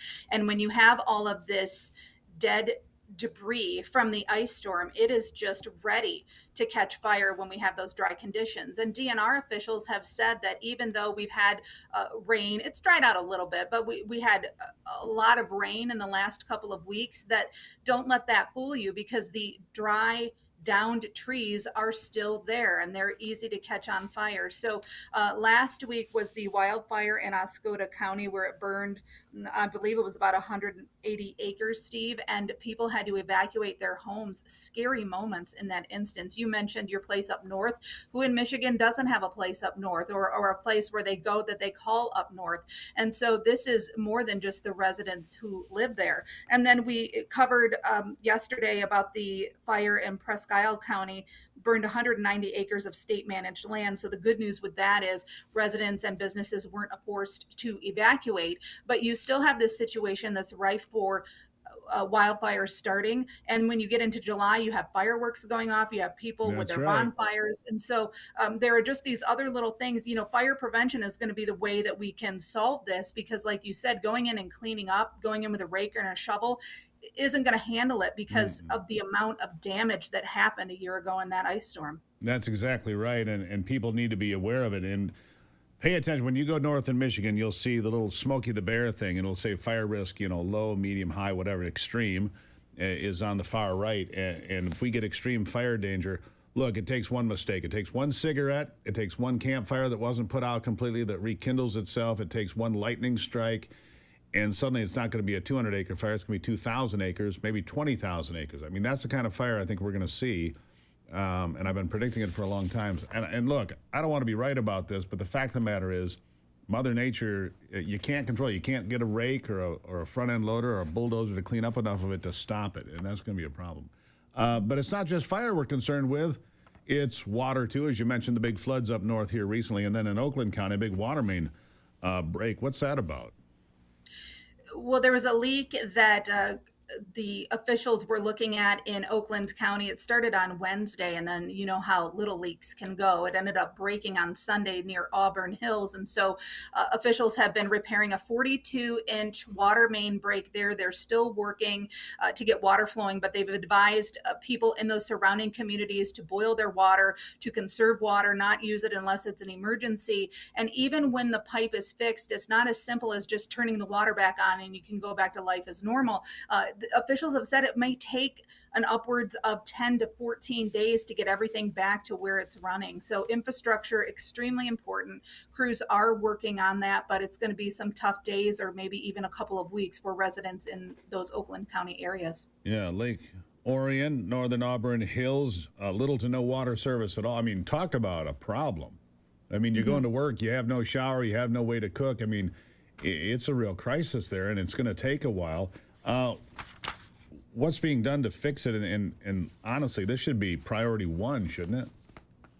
And the pipe was estimated to last 100 years. It's only lasted up to 50. And so this raises questions about how prepared are we as Michiganders, infrastructure, pipes and bridges and the electrical grid and all of these things. It does raise some important questions and things we need to consider sooner rather than later. Fix the damn water pipes. There's a slogan for them for this fall. Anyhow, infrastructure is a problem because back to the floods in northern Michigan. A couple of those dams came real close to not surviving. And so where are we with dams the next time it rains? Where are we with, water pipes that are breaking and they've only made it through half of their expected lifespan? I mean, these are real issues, and I don't think it's getting any better out there. No, and the flooding too, Steve, as we bring it up, it's not just a couple of inches of water in people's basements. It's destroying homes and the memories that you pack into there. So this is a much bigger issue, and it's important to get things shored up before they get bad. Absolutely true. Now, if you want to keep up with what's happening in Michigan, great stories, by the way, can be found at MichiganNewsSource.com, MichiganNewsSource.com. Katie, always nice to see you. Yes, thanks for having me. Greatly appreciate it. MichiganNewsSource.com. Did you know that about 70% of your immune system lives in your gut? It does. Many people have an imbalance. They don't even know it. Some problems may help prevent and manage some disease, support intestinal health, boost immune function, and aid in cancer prevention. Longevity. Product we use in this house for a long time contains a whopping 2 billion CFUs of probiotics per serving. Better than yogurt. Longevity is a complete nutritional support that gives you everything you need to age well. Our son uses it. Ivy uses it. I use it. You should try it. LongevityWellness.co. LongevityWellness.co. Use the promo code Gruber at checkout for a special discount. We're getting the most remarkable emails about people that started longevity said, I feel so good. Yeah. It's got DHA, it's got 25 grams of protein, it's got omega-3s, it's got probiotics, and it doesn't come from a laboratory, it comes from the field. Good stuff. LongevityWellness.co. Promo code Gruber at checkout for a big discount. I'll take a break and be right back.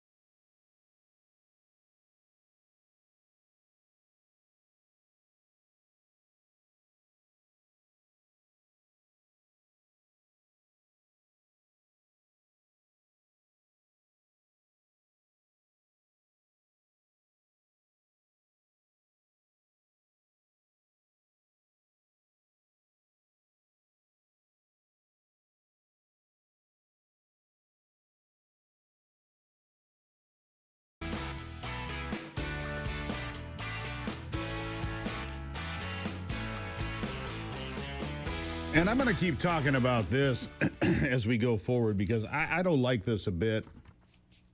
It's for your own good, of course. I love how they say it's for your own safety and your own good. These sail drones from the Coast Guard being put out on the Great Lakes.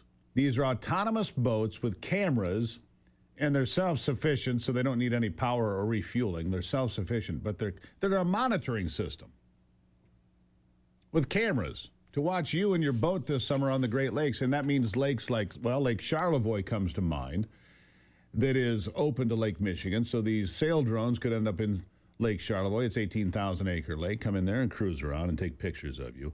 I don't like it a bit. According to the United States Department of War, the wind and solar powered vessels will operate May, that's now, they're already out there, through October, part of the efforts to strengthen maritime awareness and border security, they say, on the lakes. Well, Lake Michigan doesn't border any foreign country. It borders, Illinois might qualify as a foreign country some days, but generally it's still part of the United States. They're collecting weather and maritime data, they say, and can help with emergency response planning, search and rescue operations, tracking suspicious or illegal activity. Now, what does that include? If they see somebody coming by on a pleasure boat, chugging a beer, is that going to be enough for them to flag that boat, use the number on the side of the boat, and come find you? Is the Coast Guard going to come board your vessel because you were drinking a beer in the Great Lakes? I don't know. I don't like it. I don't like it a bit. Well, are you allowed to drink a beer and drive a boat? I think you are. Oh, okay. But just like anything else, you can't be drunk and operate a boat. Okay. You will get a DWI for operating a boat under the influence, same as driving a car. Same with a moped. Same with any motorized vehicle. I believe you can drink a beer legally, but not be drunk on the water. Okay. What do you think about this, Anthony? You're driving around. I don't like it. What's I hate that? it. I don't like it. I hate it. It's all of it. That stuff, the AI stuff, the data center stuff. It just. You don't like it. I just don't get it. I don't have a good feeling about it. I don't have a good feeling about it either. I'll be just straight up about it. What is it? Fahrenheit 451 or whatever. Yeah. Well, I don't care for him, Michael Moore, but I get the point. It's more like 1984. Yeah, that's what I meant. Yeah, 1984. There you go. All right, I'll take a break and be back. Don't go anywhere.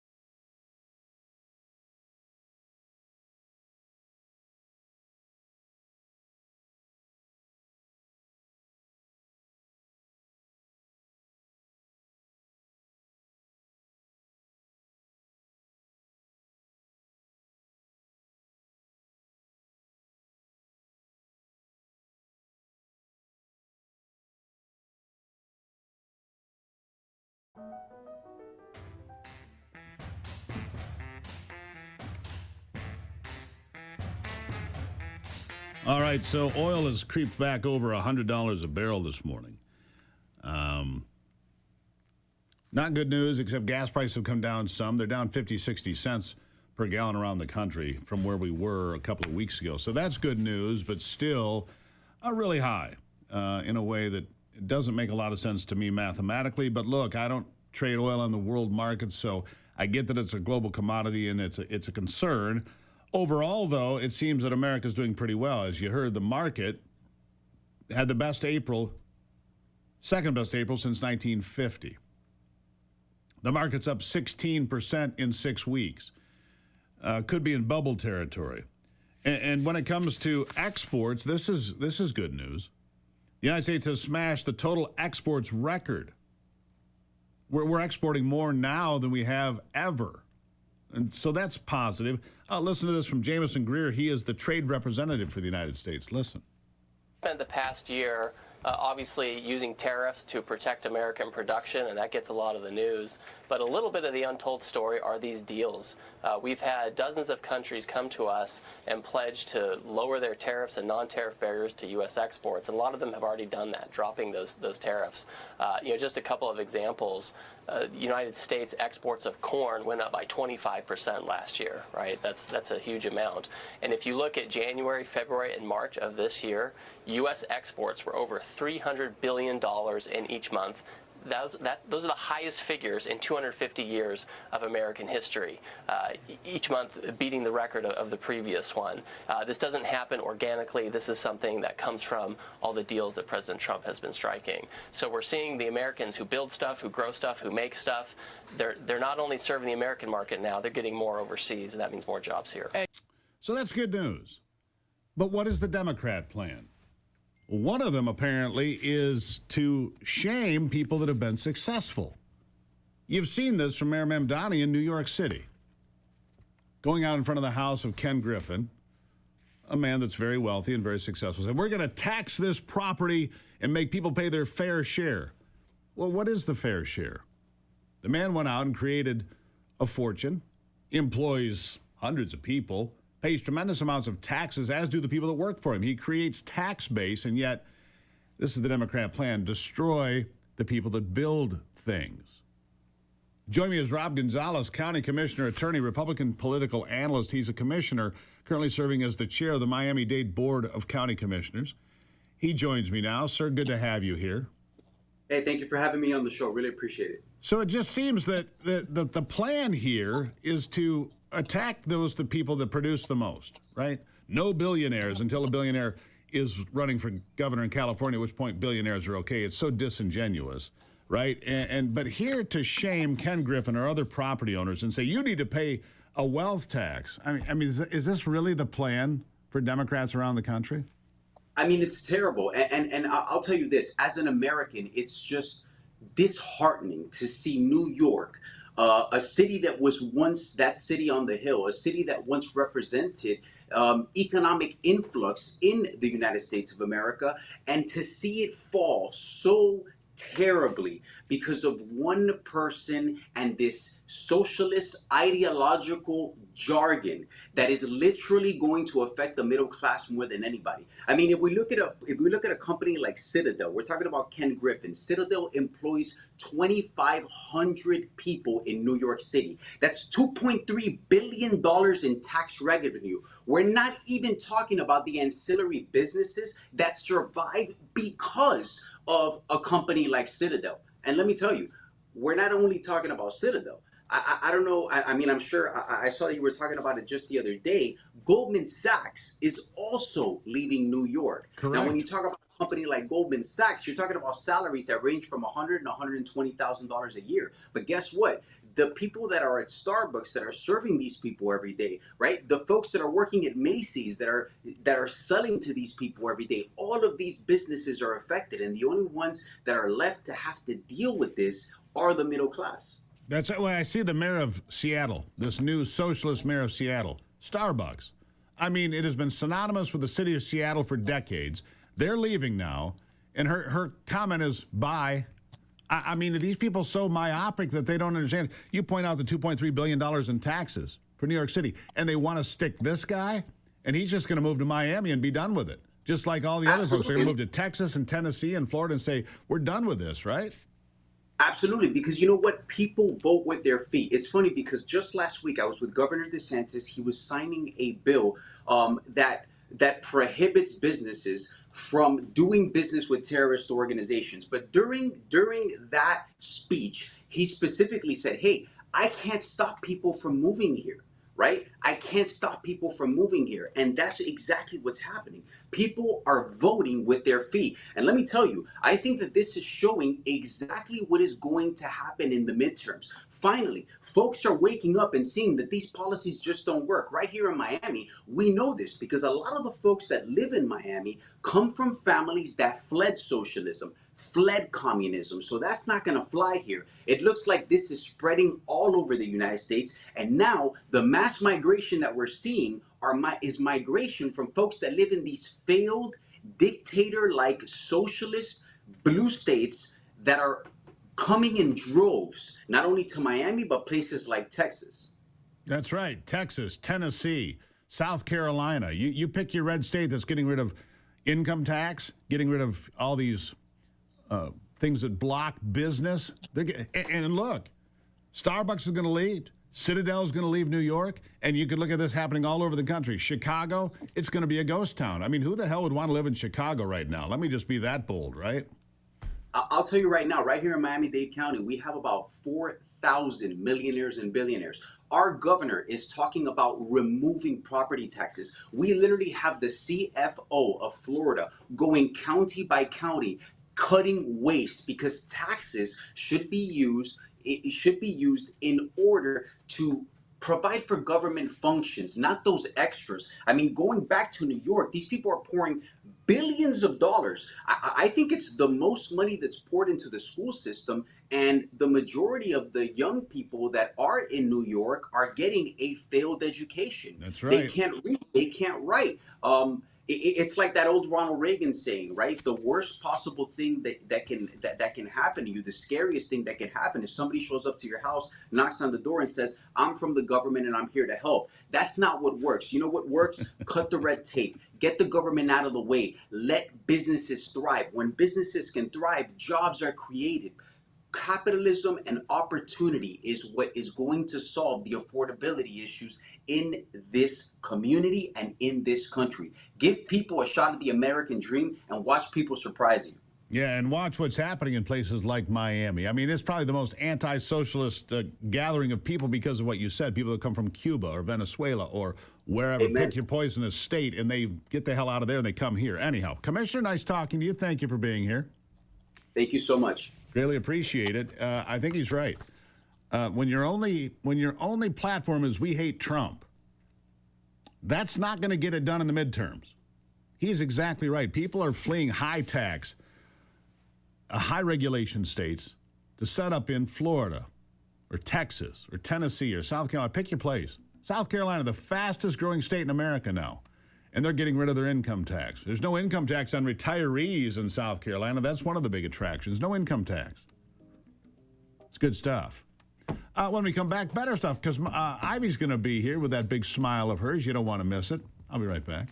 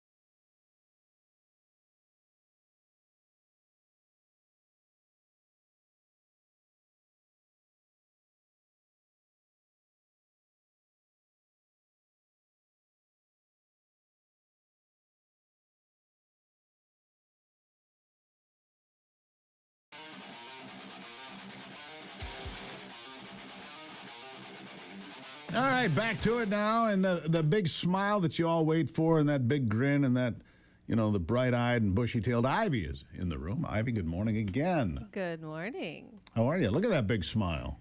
I'm outstanding, thank you. I'm actually here this morning to be aggressively helpful for your health. Gee, that's different. And for those listening, so I think we all suffer from certain things in our lives. Some big issues could be sleep, or eating healthy, or just overall like feeling good every day. I think so many people are so used to feeling average that they don't even realize what feeling good is. I think that's true, actually. And you mentioned sleep. We have become very disciplined on sleep.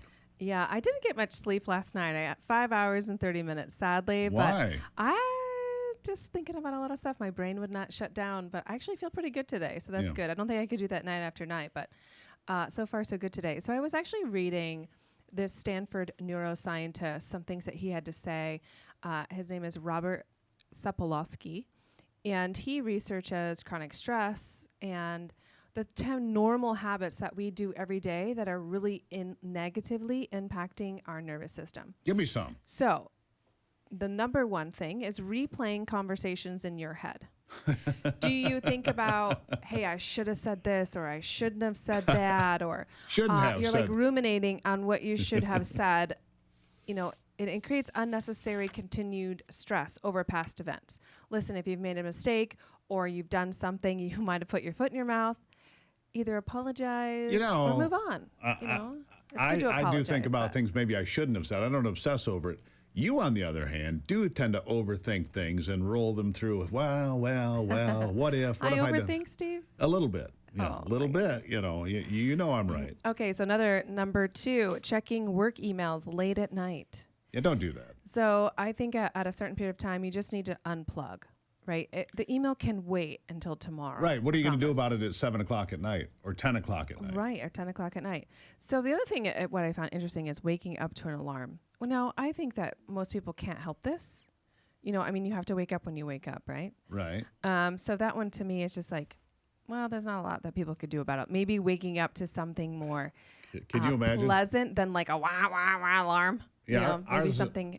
Ours is pretty gentle, actually. We have a pretty gentle alarm, but can you imagine? Yeah, I didn't set an alarm. Anthony would be freaking out. He'd say, where are you, dude? Where are you? You're still sleeping. Well, do you remember when I first started doing this job, there were a couple times I overslept? It happens, yeah. I mean, it happens. It happened to me a couple times, too. And in those days, I had to drive farther to the office. Yeah. And in fact, once or twice, I might have done the show the first few minutes anyhow on the phone. It's possible. Yeah, it happens. Okay, so Brock another was there thing. to save me. Anyhow. That's why I set double alarms now, one at 4 a.m. and one at 4:19. There you go. Good man. All right, go on. Skipping breakfast, number 4. You told me we should fast. So what's it going to be? Food or no Actually, food? I have never suggested that you should fast. I don't think fasting works for everyone. I think it can be helpful for some, but especially people who have a lower blood sugar should not be skipping breakfast. Look, let me just throw Brother Shane, God love you, but if he doesn't get fed, it's like dealing with a cranky bear. Me, I'm speaking to the choir here, I should not skip breakfast because I have low blood sugar, and what happens is I feel goofy, I can't think, my mood is just all over the place, and then my blood sugar drops, and then trying to regain that normal level of your blood sugar is pretty tough after you've had those kind of crazy ups and downs. Yeah. So eating well, eat your breakfast. Sitting all day is another one. Oh, boy, look at me. So when you do have a sedentary job, it's important that you're up and down a lot. Set timers if this helps you. Get up, just walk around. Even if you just walk around your office, if you're in that. That's right, Steve. Get up, walk around. But yes, sitting all day is not good. Doom scrolling. Okay, Steve. Oh, okay, he's coming over here. Hello. Good morning. Just do it over here, huh? All right. Yeah, exactly. I had to move around. Okay, good. My goodness. So Steve, for those of you listening, have just got up out of his desk and walked over to me. And so now he's on my side of the studio. But anyhow, yeah, sitting all day can be really problematic.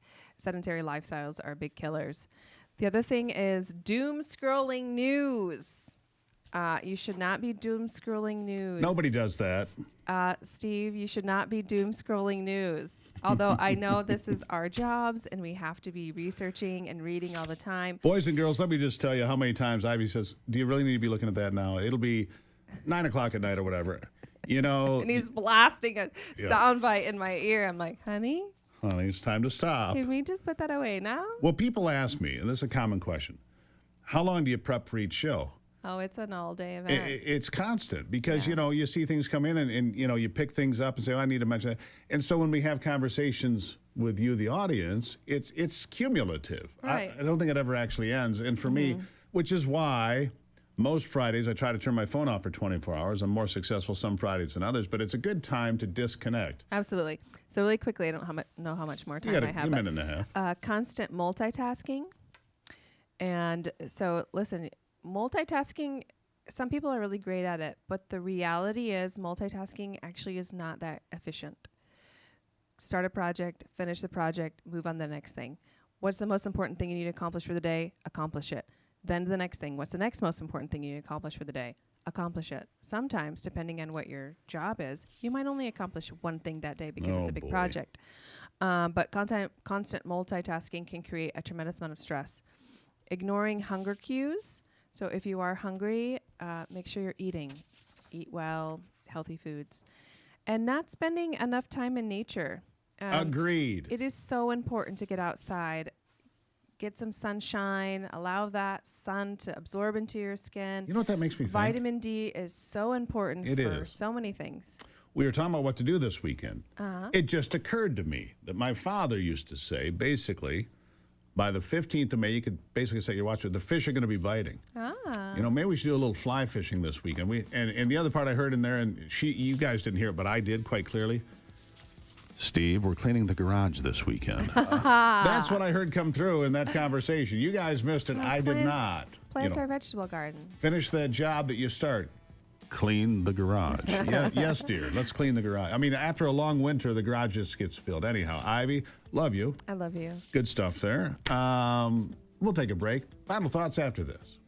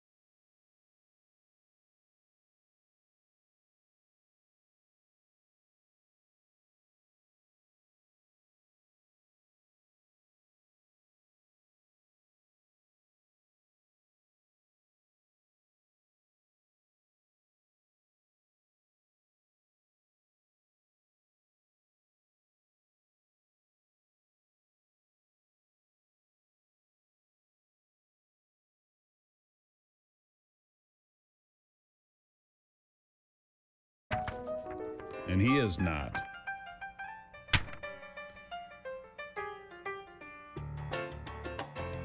All right.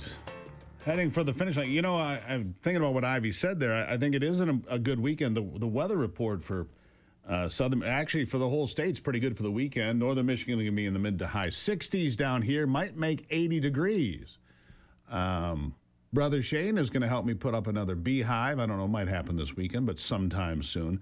We've had mixed results with the beehives. We have one that's going well. We've had one that has not done well 2 years in a row. I have to start over again.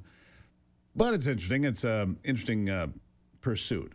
And I have, honestly, my yard from the previous owner is a flowering masterpiece. It is. All year long, there's something flowering. Bees, this is like bee heaven on the compound here. And it's great. And we really hope that the bees will flourish this year because I'm told, I haven't seen it happen yet, but I'm told that you get about 1.5 gallons of honey from a good hive. If it's a really good hive, maybe a bit more, but 1.5 gallons of honey goes a long way. And if you have 2 hives, you get, say, 3 gallons of honey. And raw honey from your own yard is really good for allergies and so forth. People say eat local honey because it helps you with, you get pollen from all the plants here, so then your allergies, I mean, this is what I read, is better. And then back to the fly fishing part of it, good Lord. I hadn't even thought about this. I have a pond. Not real big, but it's good size, I guess, but not giant. I stocked it, 3 years ago? I can't remember. Some guy showed up in a stainless steel truck, a big tank of stainless steel, and I want some of these fish. He took 5-gallon buckets and, filled the buckets with fish and threw them in there. They must have been doing well. It's a great pond. It's got basically a year-round stream that comes through it. I need to get out there and do some exploring in my own yard, get connected back to the world. Ivy's exactly right with that. Walk around barefoot on the grass. It's good for you. Get that vitamin D. Anyhow, so that's my plan for the weekend, and it's only Tuesday. I'm excited. Anyhow, this is the relentless pursuit of truth, wherever that may lead. And we appreciate you being here. Fight the good fight and keep the faith. God bless America. I'm Steve Gruber, and this is Daybreak.